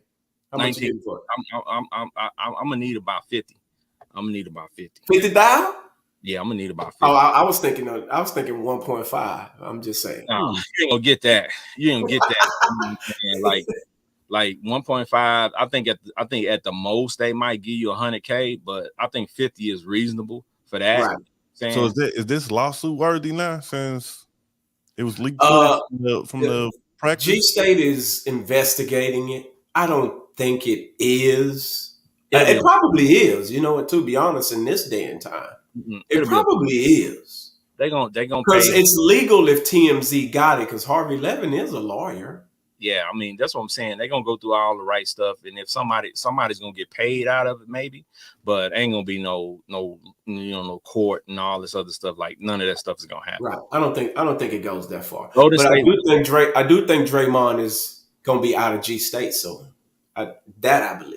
Well, he was already gonna be out of G State anyway. So if you watch basketball, you already saw the writing on the wall. Like they feel like he contributes, but not enough to where he is worth the trouble of what he causes. So you kind of saw writing on the wall. And he's getting older too. What is he? He's what is he? Is he 32, 33, 34? Yeah, he's been in the league a minute. He's been in the league. He's older, so and he also send him to the Lakers. LeBron will use him. Well, yeah, I mean that ain't gonna work because there's gonna be a bunch of old guys again, and it ain't gonna work. Well, you know, Lakers is about marketing, so they gonna market it somehow. Yeah, they're gonna market some L's because that's what's gonna happen. So, it's gonna be yet another reason why LeBron doesn't win another championship before he retires. Right, picking the old dudes. Yeah, picking all the old dudes. But either way, I want to show a little bit of the video from Shannon Sharp. Shannon Sharp gave some good commentary, and Unc always has something great to say or something powerful to say. So we're gonna check out these comments right quick. That's cheap shot by Draymond. I don't know where Pooh's from. I know he went to the University of Michigan, but I can tell he's never been in a whole lot of fights. Because the moment Draymond, because clearly they said they had been going back and forth. Going back and forth, you over there, I'm over here. You ain't, forget you, F you. What you gonna do? As long as you're over there, we're fine. I'm not gonna let you close the distance on my space. And get right in your face. No, sir. It seems to me the coach knew something was going to happen because he started walking too. Yeah. The coach started walking when Draymond started walking, so he knew something was up. Everybody seemed to, only person that didn't know something was up was Pooh. Bro, you don't let nobody walk up on you like that. The moment Draymond walked up, you should have did to Draymond what Draymond did to you. The moment that man got in your space, you supposed to have slept him. He did shove him. No, damn a shove, yeah. Skip. No. Because you in striking distance. Now, I ain't shoving you. Because you should have never walked up on me. That's why you never let anybody close the distance in your space. Fact. Now, when we was kids, we would come together and walk that little circle You know what I'm saying? Chest, shoulder to shoulder. Like, you know what I'm saying? What you talking about, man? What you That's like? Because neither one of us wanted to fight, really. You know what I'm saying? Exactly. You know what I'm saying? Exactly. It was just we wanted to create the illusion that that we was ready to squabble. We was ready to squabble. If you get that close, we got problems. Yeah. Well, I ain't gonna lie to y'all. Those of you who grew up around me around a certain point in time knew that I had a chip on my shoulder because I was a smaller kid back then, and got picked on a little bit. So I just got to a point where I would fight people. Yeah. Right. I wouldn't even. There was no talk. There was if I knew me and you were going to fight, there was no shoulder to shoulder. There was no old school put a stick on my shoulder, knock it off. None of that. Like if we were around each other and we were in close proximity and I felt like you wanted to fight, I went ahead and swung on you. Yeah, I'm the same way. I was never letting you knock me out. So on people. I'll bomb off. Yeah. I mean, you're swinging. Like we ain't going through all that extra.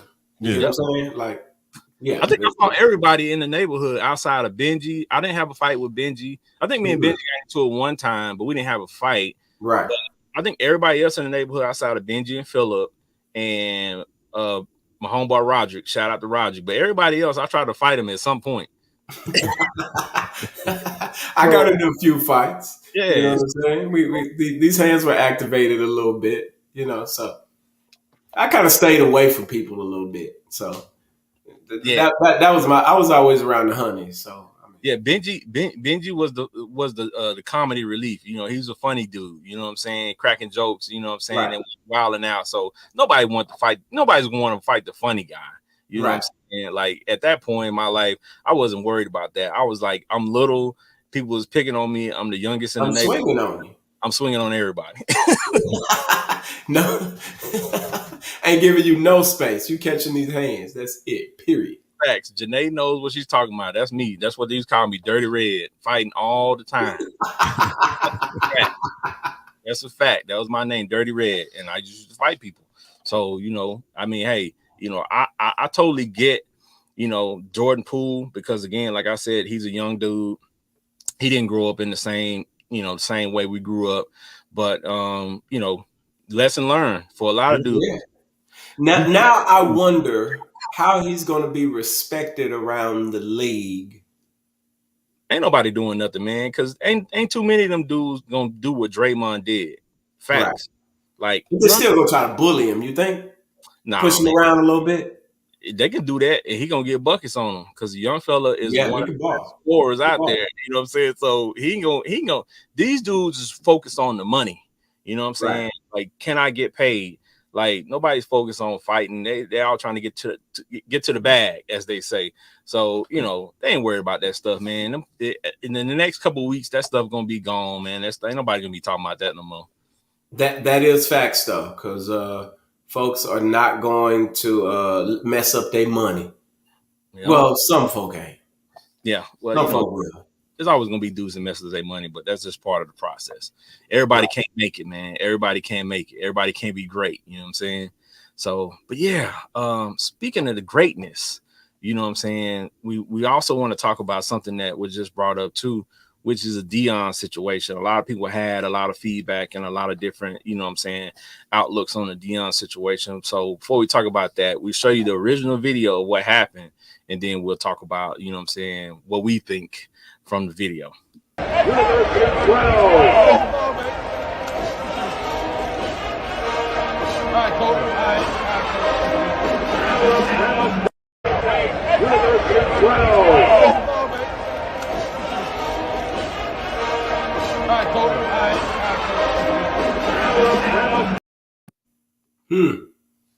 Interesting. I like that second angle.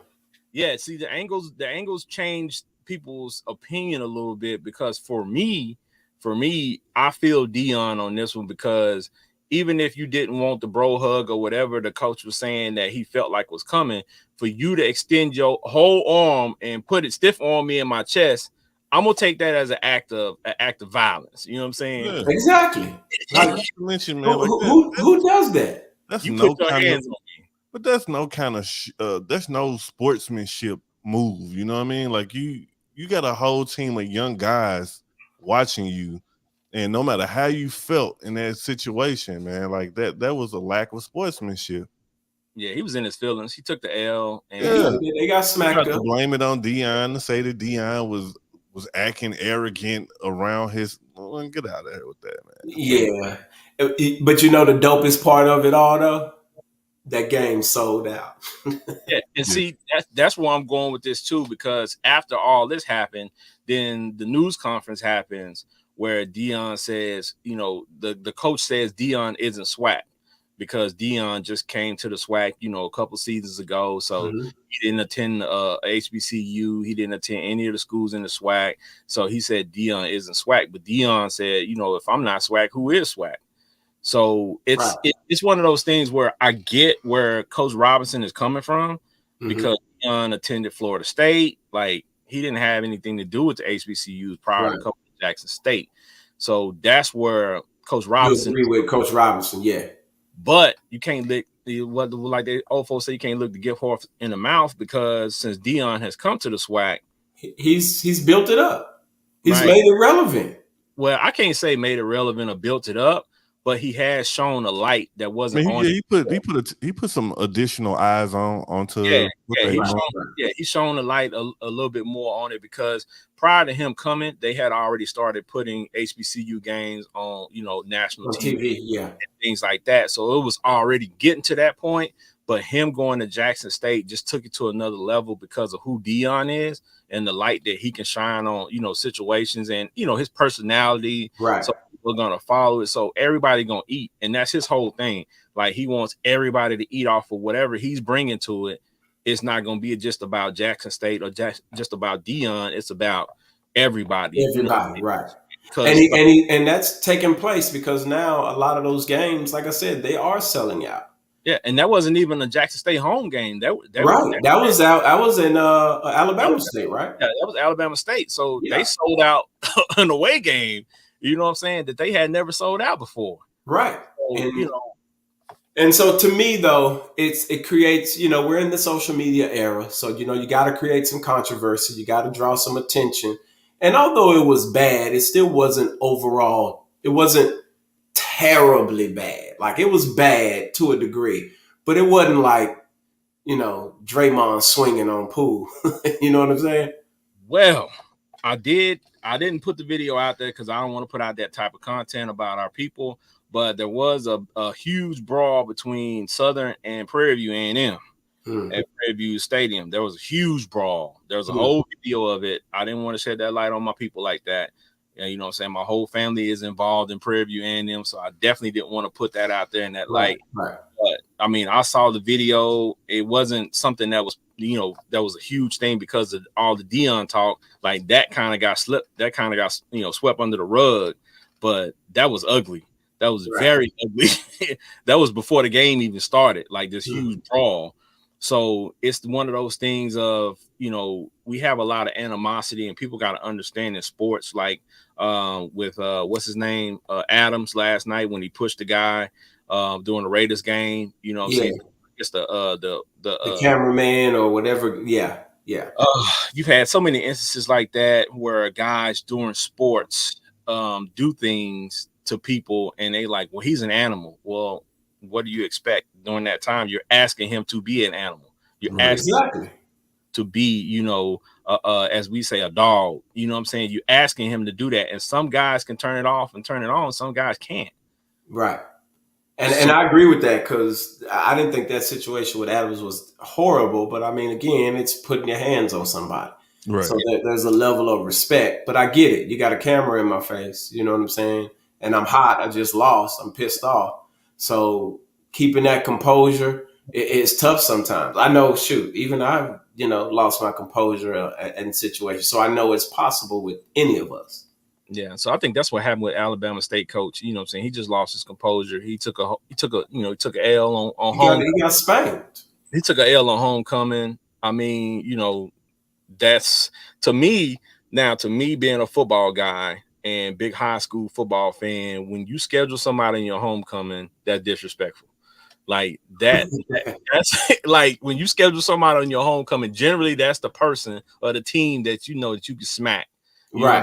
So you have nobody wants to lose on homecoming. So when you schedule, that's a fact.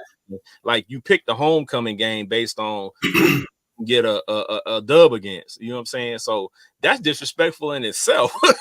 You got Molly, and you got beat down, man. You got eat that L, bro. Take that L. I mean, you sold out though. You sold out.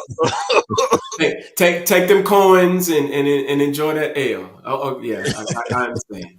Yeah, so I mean, it's one of those situations where you win some, you lose some. So you lost the game, but you know what I'm saying, you gained financially. So I guess it was worth it. And then plus the publicity that this has gotten, I'm pretty sure what I'm saying, has worked out for them in a positive way. So let's see if Alabama State can get some decent recruits in there.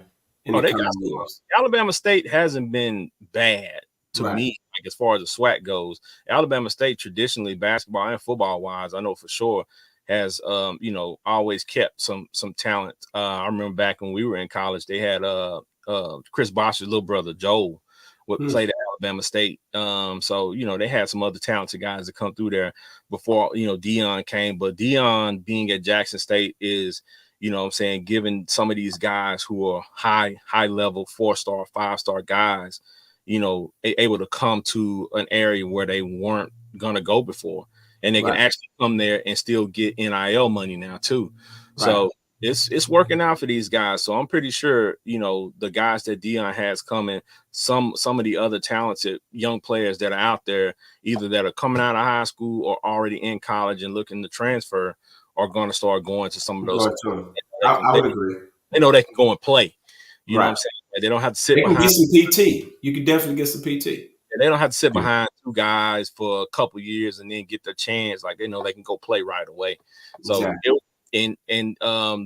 think Dion posted a video today of John Lynch at the practice. So to have that's huge. Yeah, to have a president of a team at your football practice. He's obviously he's watching some of them stars out there, obviously, but he's patronizing Dion as well because he knows what's going on. And Prime won a Super Bowl with the Niners, so yeah. So I mean, those guys are gonna be around. So I mean, but at the end of the day, I think Alabama State coach was well within his rights to feel disrespected. The stiff arm to the chest was a bit much, caused all the backlash with the handshake thing. But Dion's comments that he is part of the SWAC, or he is SWAC. If he ain't SWAC, who is SWAC? I feel him on that. But at the same time, what the Alabama State coach was saying about that, there's some validity to that. Truth in that too, right? So, it's kind of like a middle ground. You understand both guys, but at the end of the day, it's all about the kids. You want to make sure these kids get the best opportunities and that they can play at the next level, because there's a lot of guys at that level at these HBCUs that are very talented that's not getting the looks that they're getting at some of these other levels, other schools, the Power 5 schools. So hopefully it works out for them. So shout out to the coach at Alabama State, man. Y'all squash the beef and set the table so everybody can eat. You know what I mean? I dig it. All right. So before we close out, we got a couple more that I just wanted to run by the fellas that's interesting that I found. A couple. This was funny, man. Now, G-Mo was a little bit younger than us, so he might not remember this, but Benji, I know for sure. Because man, them pads and stuff we had at Lancaster, man. Benji was around when people used to wear the T-bone helmet with the little thing around. Yeah, man. You talking about all bad, and you couldn't even get them pads. You were running, man. Them pads was big as I don't know what, man. You running, you feel like you're a robot out in this joint. Hey, man. Optimus Prime with it. When we were growing up, you didn't have like specific youth shoulder pads. You just had a small, right? So you just had to wear a small or medium, and then guys at the high school level will be wearing like the same pads that you had. You know what I'm saying? Passing them joints down, man. You were 6 or 7 years old with these huge pads on. With linebacker pads on. Hey, facts. So you know what I'm saying? So these kids nowadays, man, they're advanced, bro. Like I saw a 6-year-old throwing dimes. Oh, like, yeah, man. Like throwing dimes. We was in school. We was playing Little League. I started playing flag, I think when I was 5. And we had, quarterbacks back then, but a lot of our quarterbacks would just hand the ball off. It was just a bunch of running. Exactly. Kids wasn't throwing no ball. Yeah, wasn't dropping back throwing dimes. Like these kids 5, 6 years old, they got a quarterback coach already. You know what I'm saying? They got a running back coach. They out here running drills, running ladders, speed ladders and stuff. We ain't know none of that stuff. We just used to run around lap before practice. Then we practice. Then we run a couple laps at the end of practice, or we run, gases, and then we get up out of there. Like it was very simple. Like these kids are advanced. And if you have not had a chance to go and see a youth football game, they're very dangerous in some places. So watch where you choose to go watch them. But go watch these little fellas, man, because they are very entertaining. And a lot of these little fellas are very skilled at such a young age, man. And it's mind blowing to see them lock in like that. So I just caution the parents all the time that if you can pour that much into your child's athletic ventures, make sure that academically they're on point too. Because if you can afford a trainer, you can afford a tutor. Right. Agreed. Exactly. So, but yeah, I just wanted to show that because that tripped me out. And that's 100% facts, because I'm pretty sure back then Benji was a little fella, so he definitely had man. I remember running down after the kickoff, man. He running shoulder pad, just terrible, man.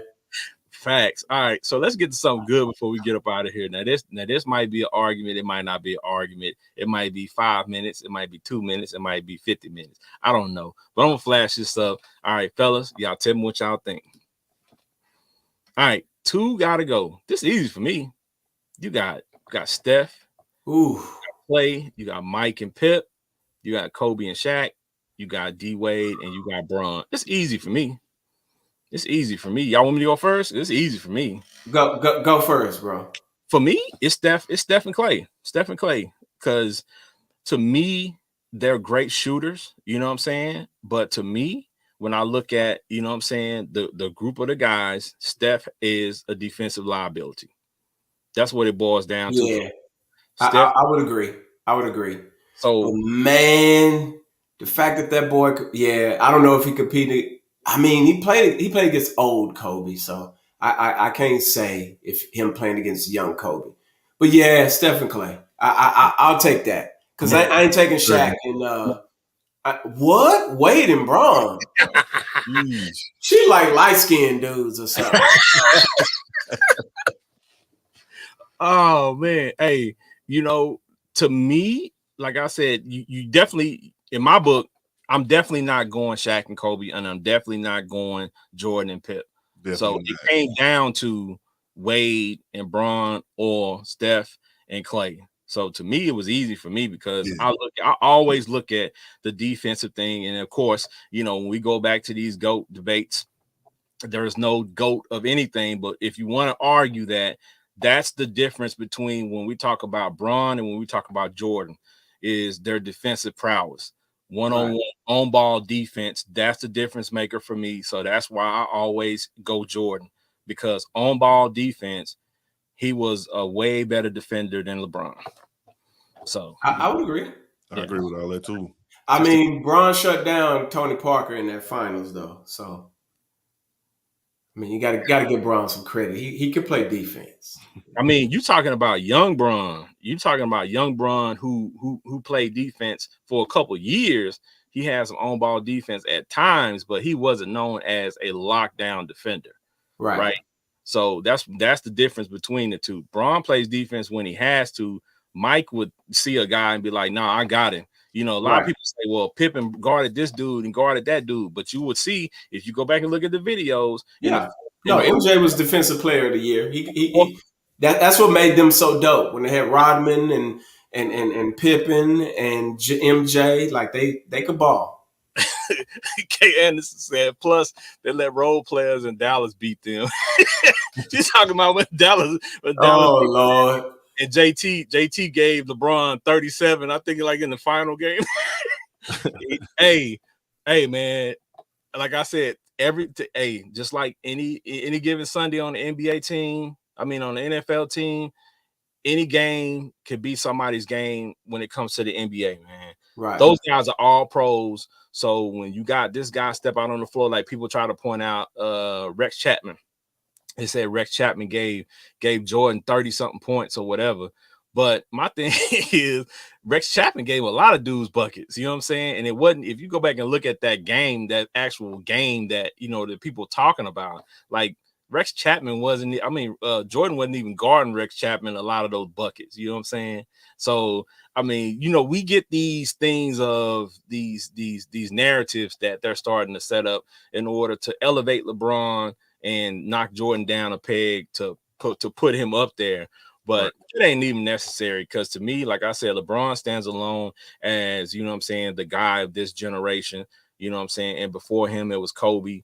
And then before that, you know, you had Jordan. So a lot of people argue that in there. You had Shaq a few years, but, you know, my thing is there's somebody that comes along every generation.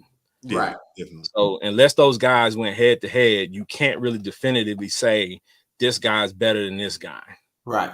Plus the rules have changed over the generation. So you can't, you know, it's just like with math. You change the variables, you know what I'm saying? It's not, you're not going to have the same results, you know what I'm saying, when you find an X. So, you know, I mean, you know, it just works out that way. So, but it's good for conversation though, you know what I'm saying? So see, I told y'all that was going to be easy. Yeah, that's kind of, because ain't no way I'm getting rid of Shaq and Kobe. There's just can't do it. Nah, not even. The most dominant big man ever. So not at all. So that was the, you know, the material that we had for tonight, y'all. We appreciate y'all. We were gonna try to take some phone calls, but yeah, we need to work on the phone call system a little bit more to work out some kinks. I promise y'all it'll be worth it when we start taking the phone calls, because it's gonna be amazing. It's gonna be funny to hear the comments and everything live from, you know, take it from the comment section and allow people to actually call in and actually be able to talk to us, because and don't y'all be scared neither, man. We know y'all don't y'all be scared. On the phone, they all kinds of brave. They're all kinds of and brave in the comment section too. We want to hear some of y'all voice. You know what I'm saying? And again, if you got an ugly voice,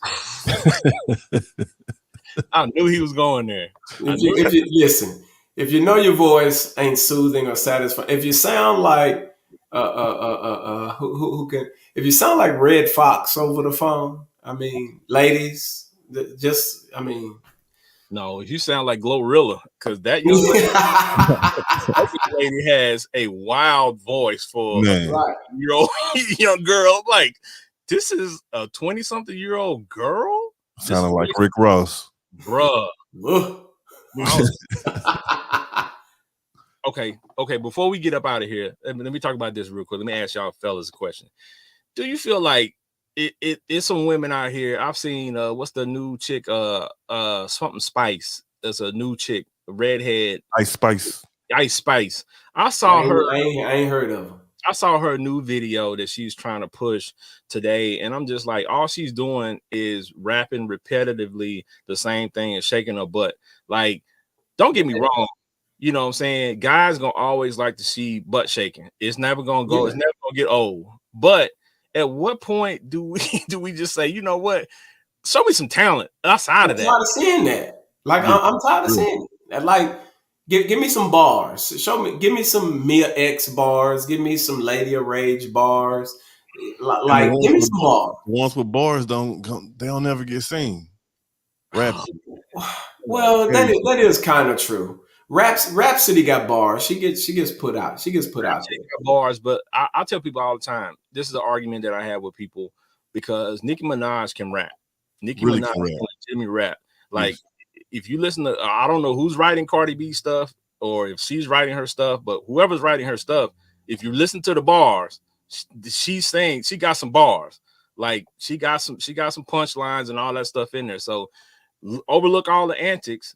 Cardi B stuff is legit. Like, the lyrics wise, it's legit, right? But it's some of these chicks that they're putting out there that I'm just like, I mean, none of this stuff is making any sense. Like, you just say something to get paid, and people up. I get it. You know, you go to the club, you ain't sitting in there trying to listen to bars. You trying to shake your butt. That's okay. And guys trying to see some butts being shaked. You know what I'm saying? Right. And I get it, but I mean, to me, it's like an oversaturation of it, and it's like nobody's doing anything original anymore. Everybody just is cookie cutter. It's like, okay, we're gonna do this, and we're gonna, you know what I'm saying, hit copy, hit copy, hit copy. And that's all that's getting put out there.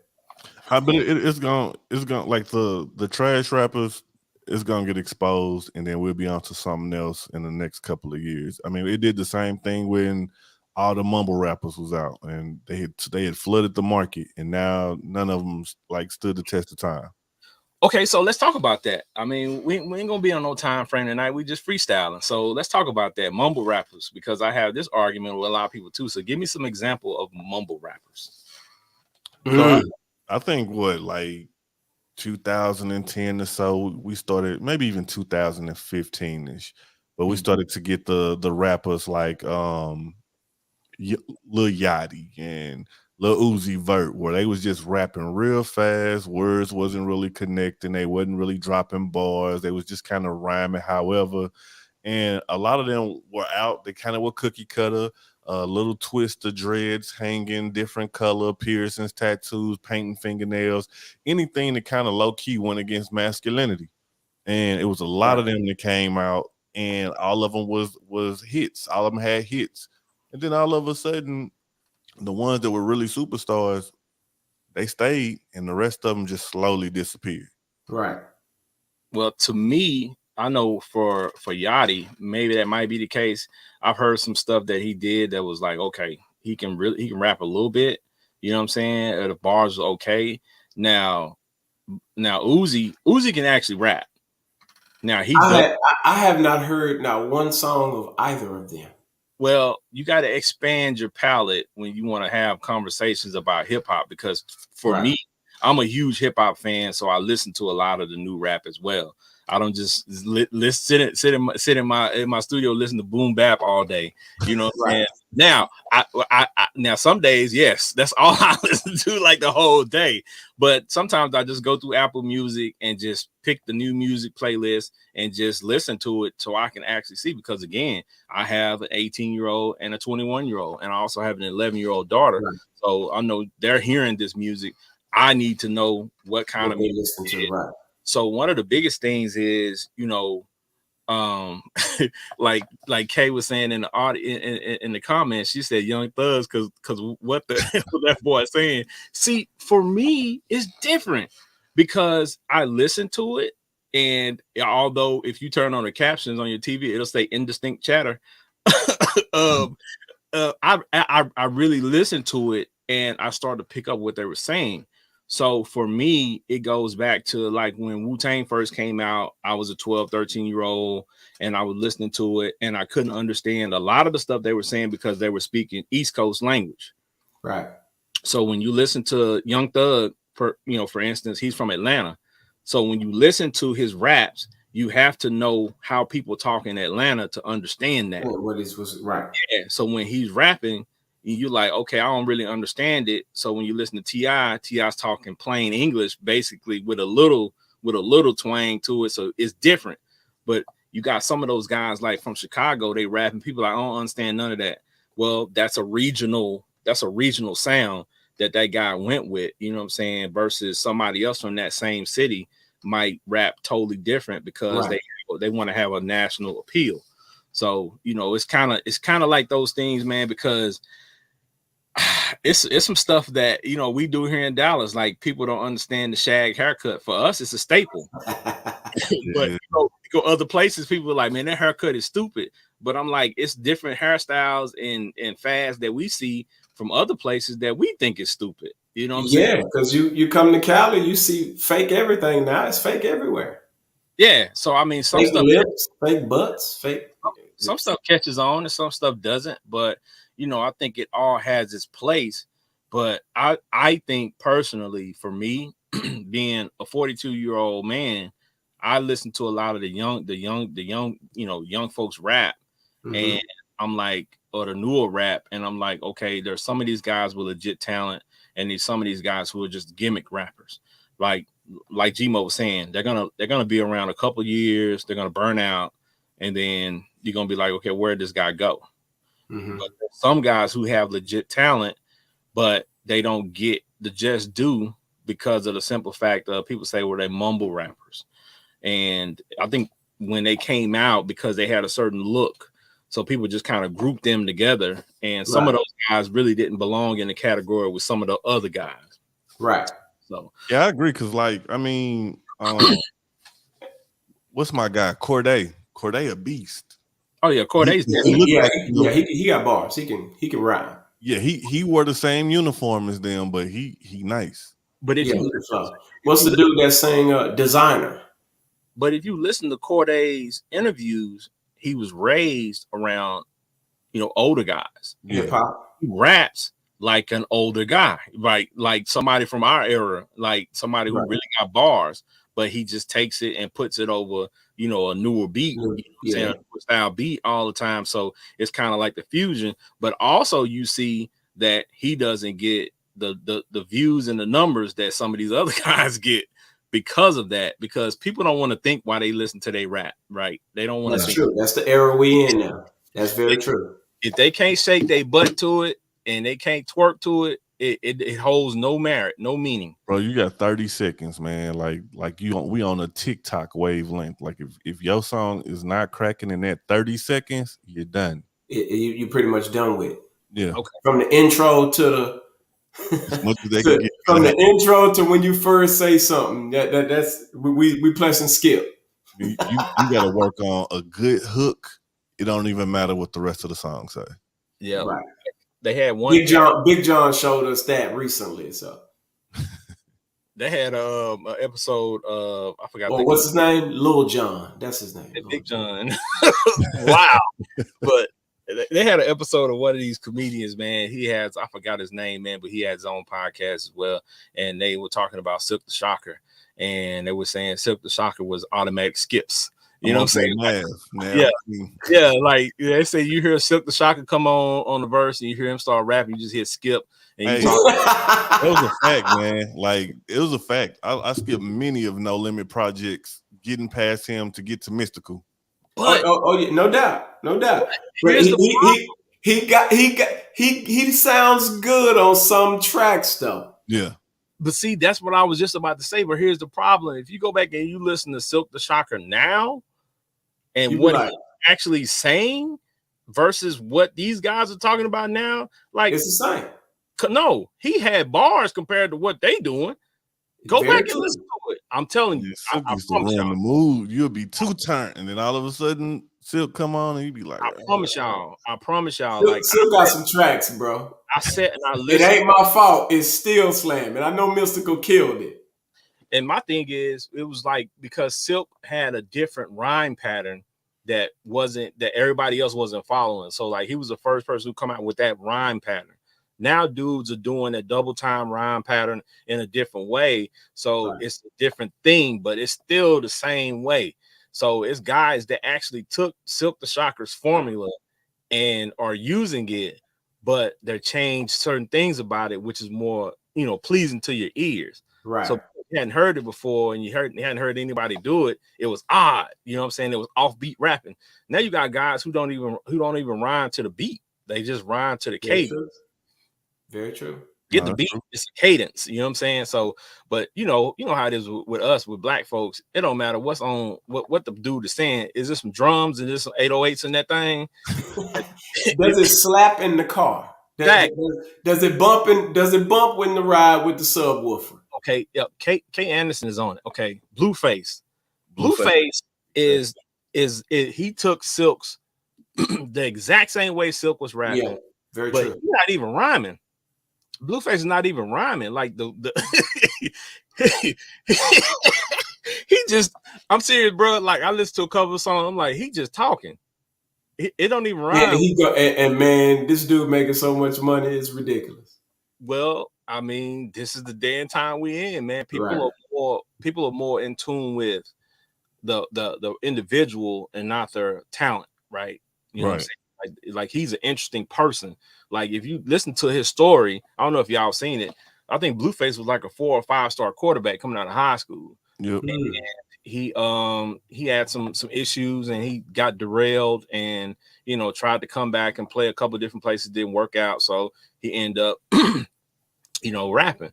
But my thing is, when you see him doing other stuff that he does, like athletically, you can tell, okay, this dude like is legit. Like he has some talent. Right. And you get ranked 4 or 5 star quarterback back in the day. You know what I'm saying? When he came out, like, I think it was probably about 7 to 8 years ago. You don't just, it's not like now where you got footage everywhere. Like if they rank you 4 or 5 star, like you had to be a baller. They probably came and saw you actually play. They didn't just look at your highlights. Right. So, so that was interesting to me. But like I said, he's an interesting person. Then he got what's her name? Krishan Rock, who's also an interesting person as his girlfriend, who came from an athletic background. She was doing all these sports. Like she played professional female football. She did all this stuff and was modeling. Beautiful young lady. But now she's missing her front tooth. She's wilding out, all over this dude. And I'm just like, but their story is interesting to people because people like to see, catastrophic situations. Drama. We sell drama to our folks. So like that's been happening for the longest. You get what I'm saying? Like that's just our culture, man. That's what we do. Okay. We sell the drama.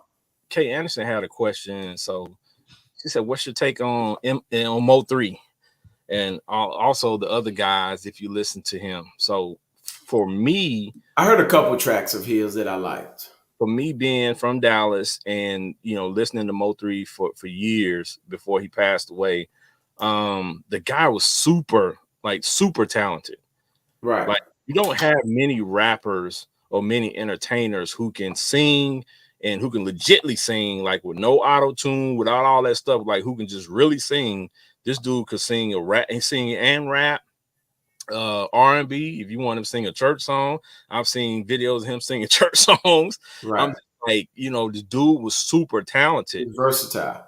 His song with Boosie, I dig. So he had a lot of talent, but he also had a lot of demons, you know what I'm saying? Right. And things that were, around him and people that were around him that didn't help him, you know what I'm saying? So when that situation happened that, where he that was crazy.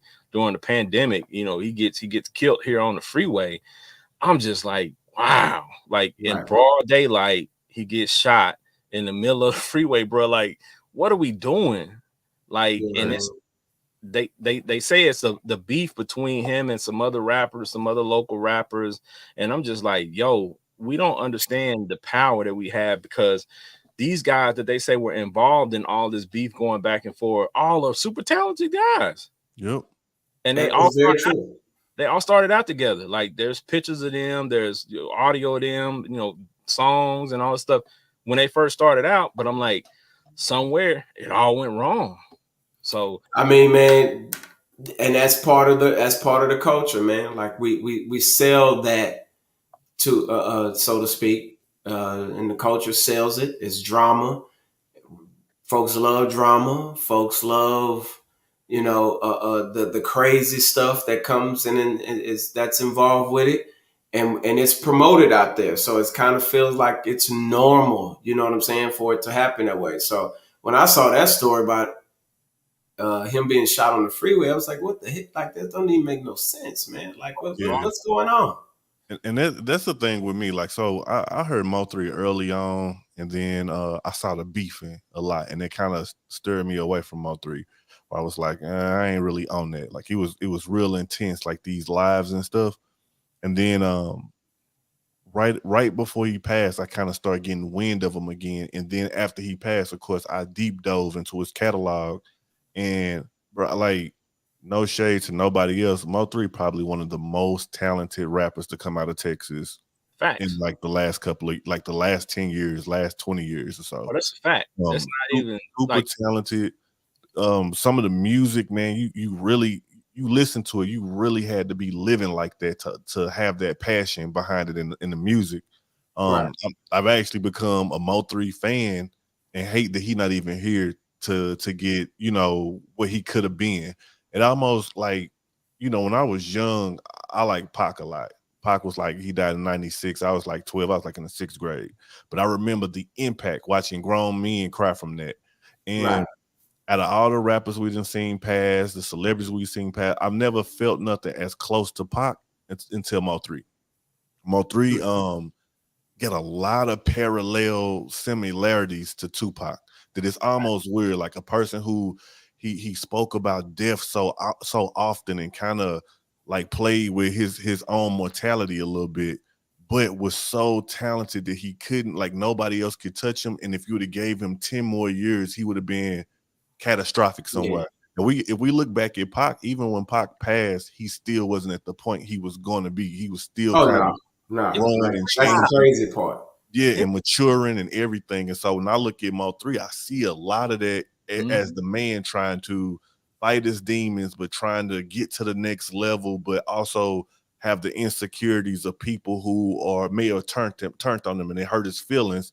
But instead of like being like, damn, bro, you hurt me, is F this, shoot this, shoot that. You know what I mean? And that's the way we do as young men sometimes, especially when we don't have those father figures in our lives, we are more macho and savage, you know what I'm saying, with our emotion instead of, reflecting that the right way. But like, man, it's a sadness, and it's as much as even the other side who celebrate his death, like it's unfortunate for the entire city. Yeah.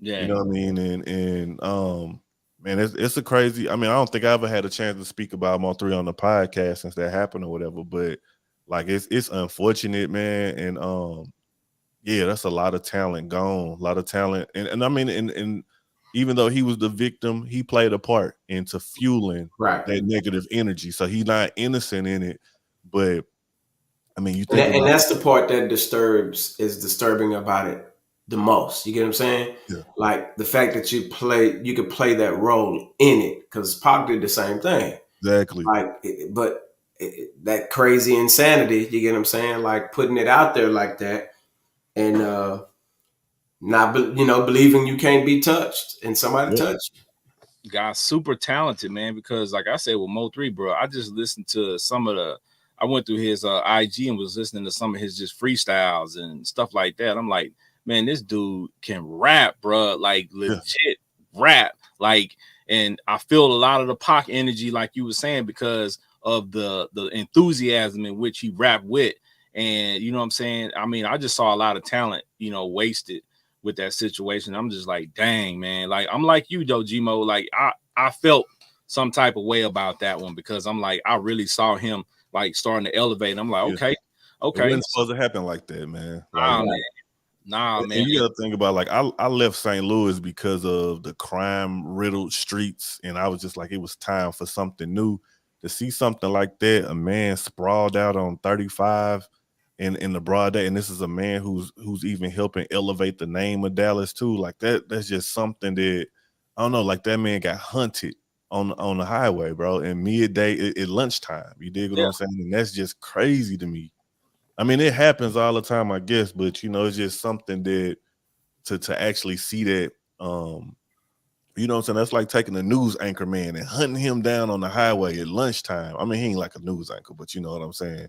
So somebody who's supposed to strengthen the community of Dallas, that shouldn't happen like that, man. Like, and the crazy part about it is he rapped about walking somebody down on the freeway.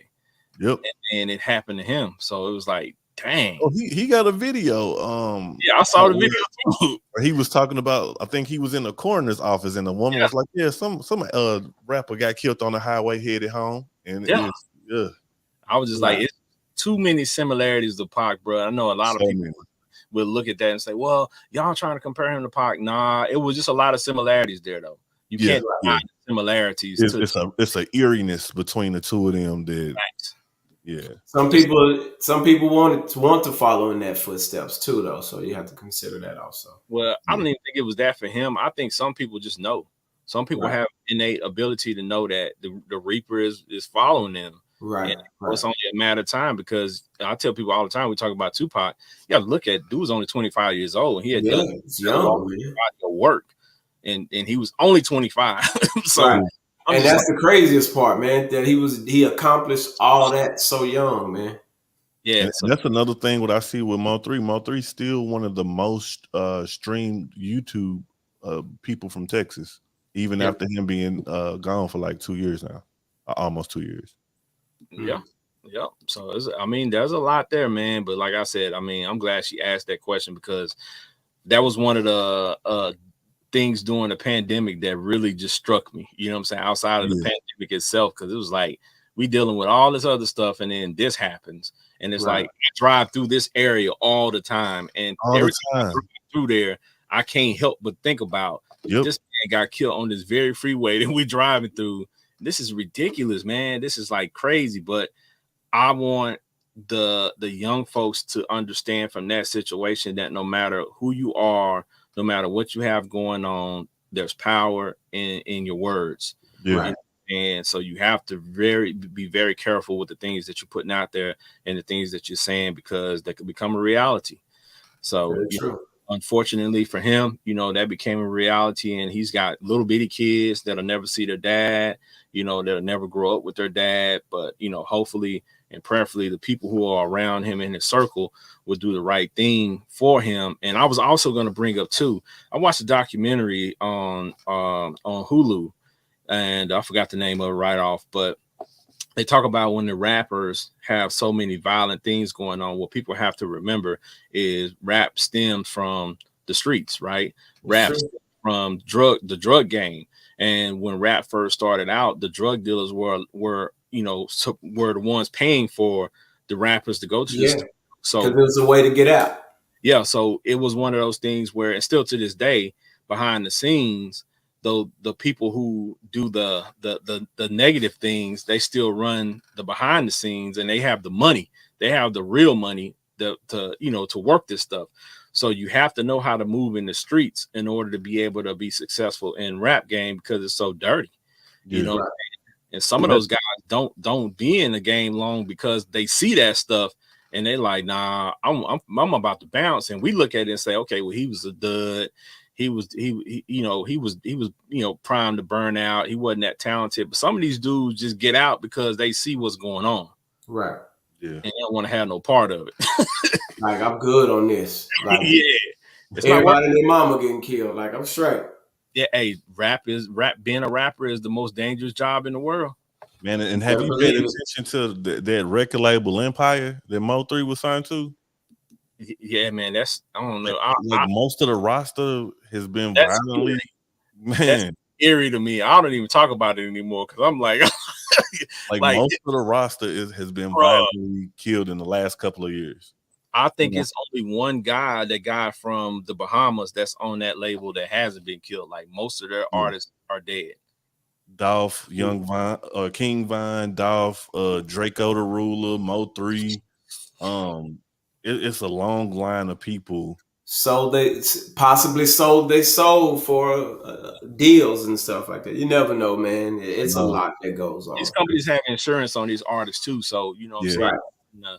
That's been the talk as well, but I don't know, man. I don't want to talk about that stuff because I don't know nothing about it. And for me, when I don't know, allegedly, I don't know none of that stuff, so I don't know, bro. I just know it's just eerie to me that it's like everybody, when you start connecting the dots, it's just like, dang, y'all all on the same record label. That would just be like in the 90s, everybody on death row getting killed. Right. It would definitely send off some alarm, some signals like what's going on. But we all know what the game Suge was playing. Yeah. So I mean, hanging folks off the balcony by the shout out to Vanilla. I want the paperwork. I want the royalties. I want the deal.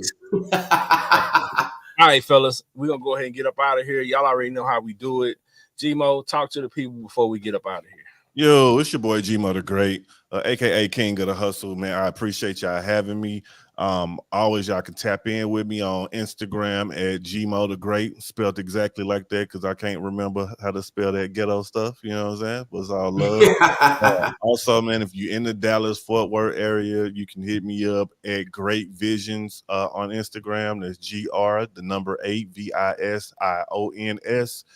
For your photography, videography, podcast needs, and also for your smell good for your house, man. I'm in the candle business. I'm a channeler a little bit, and you can hit me up at Koth Collection. That's KOTH KOLLECTION.com.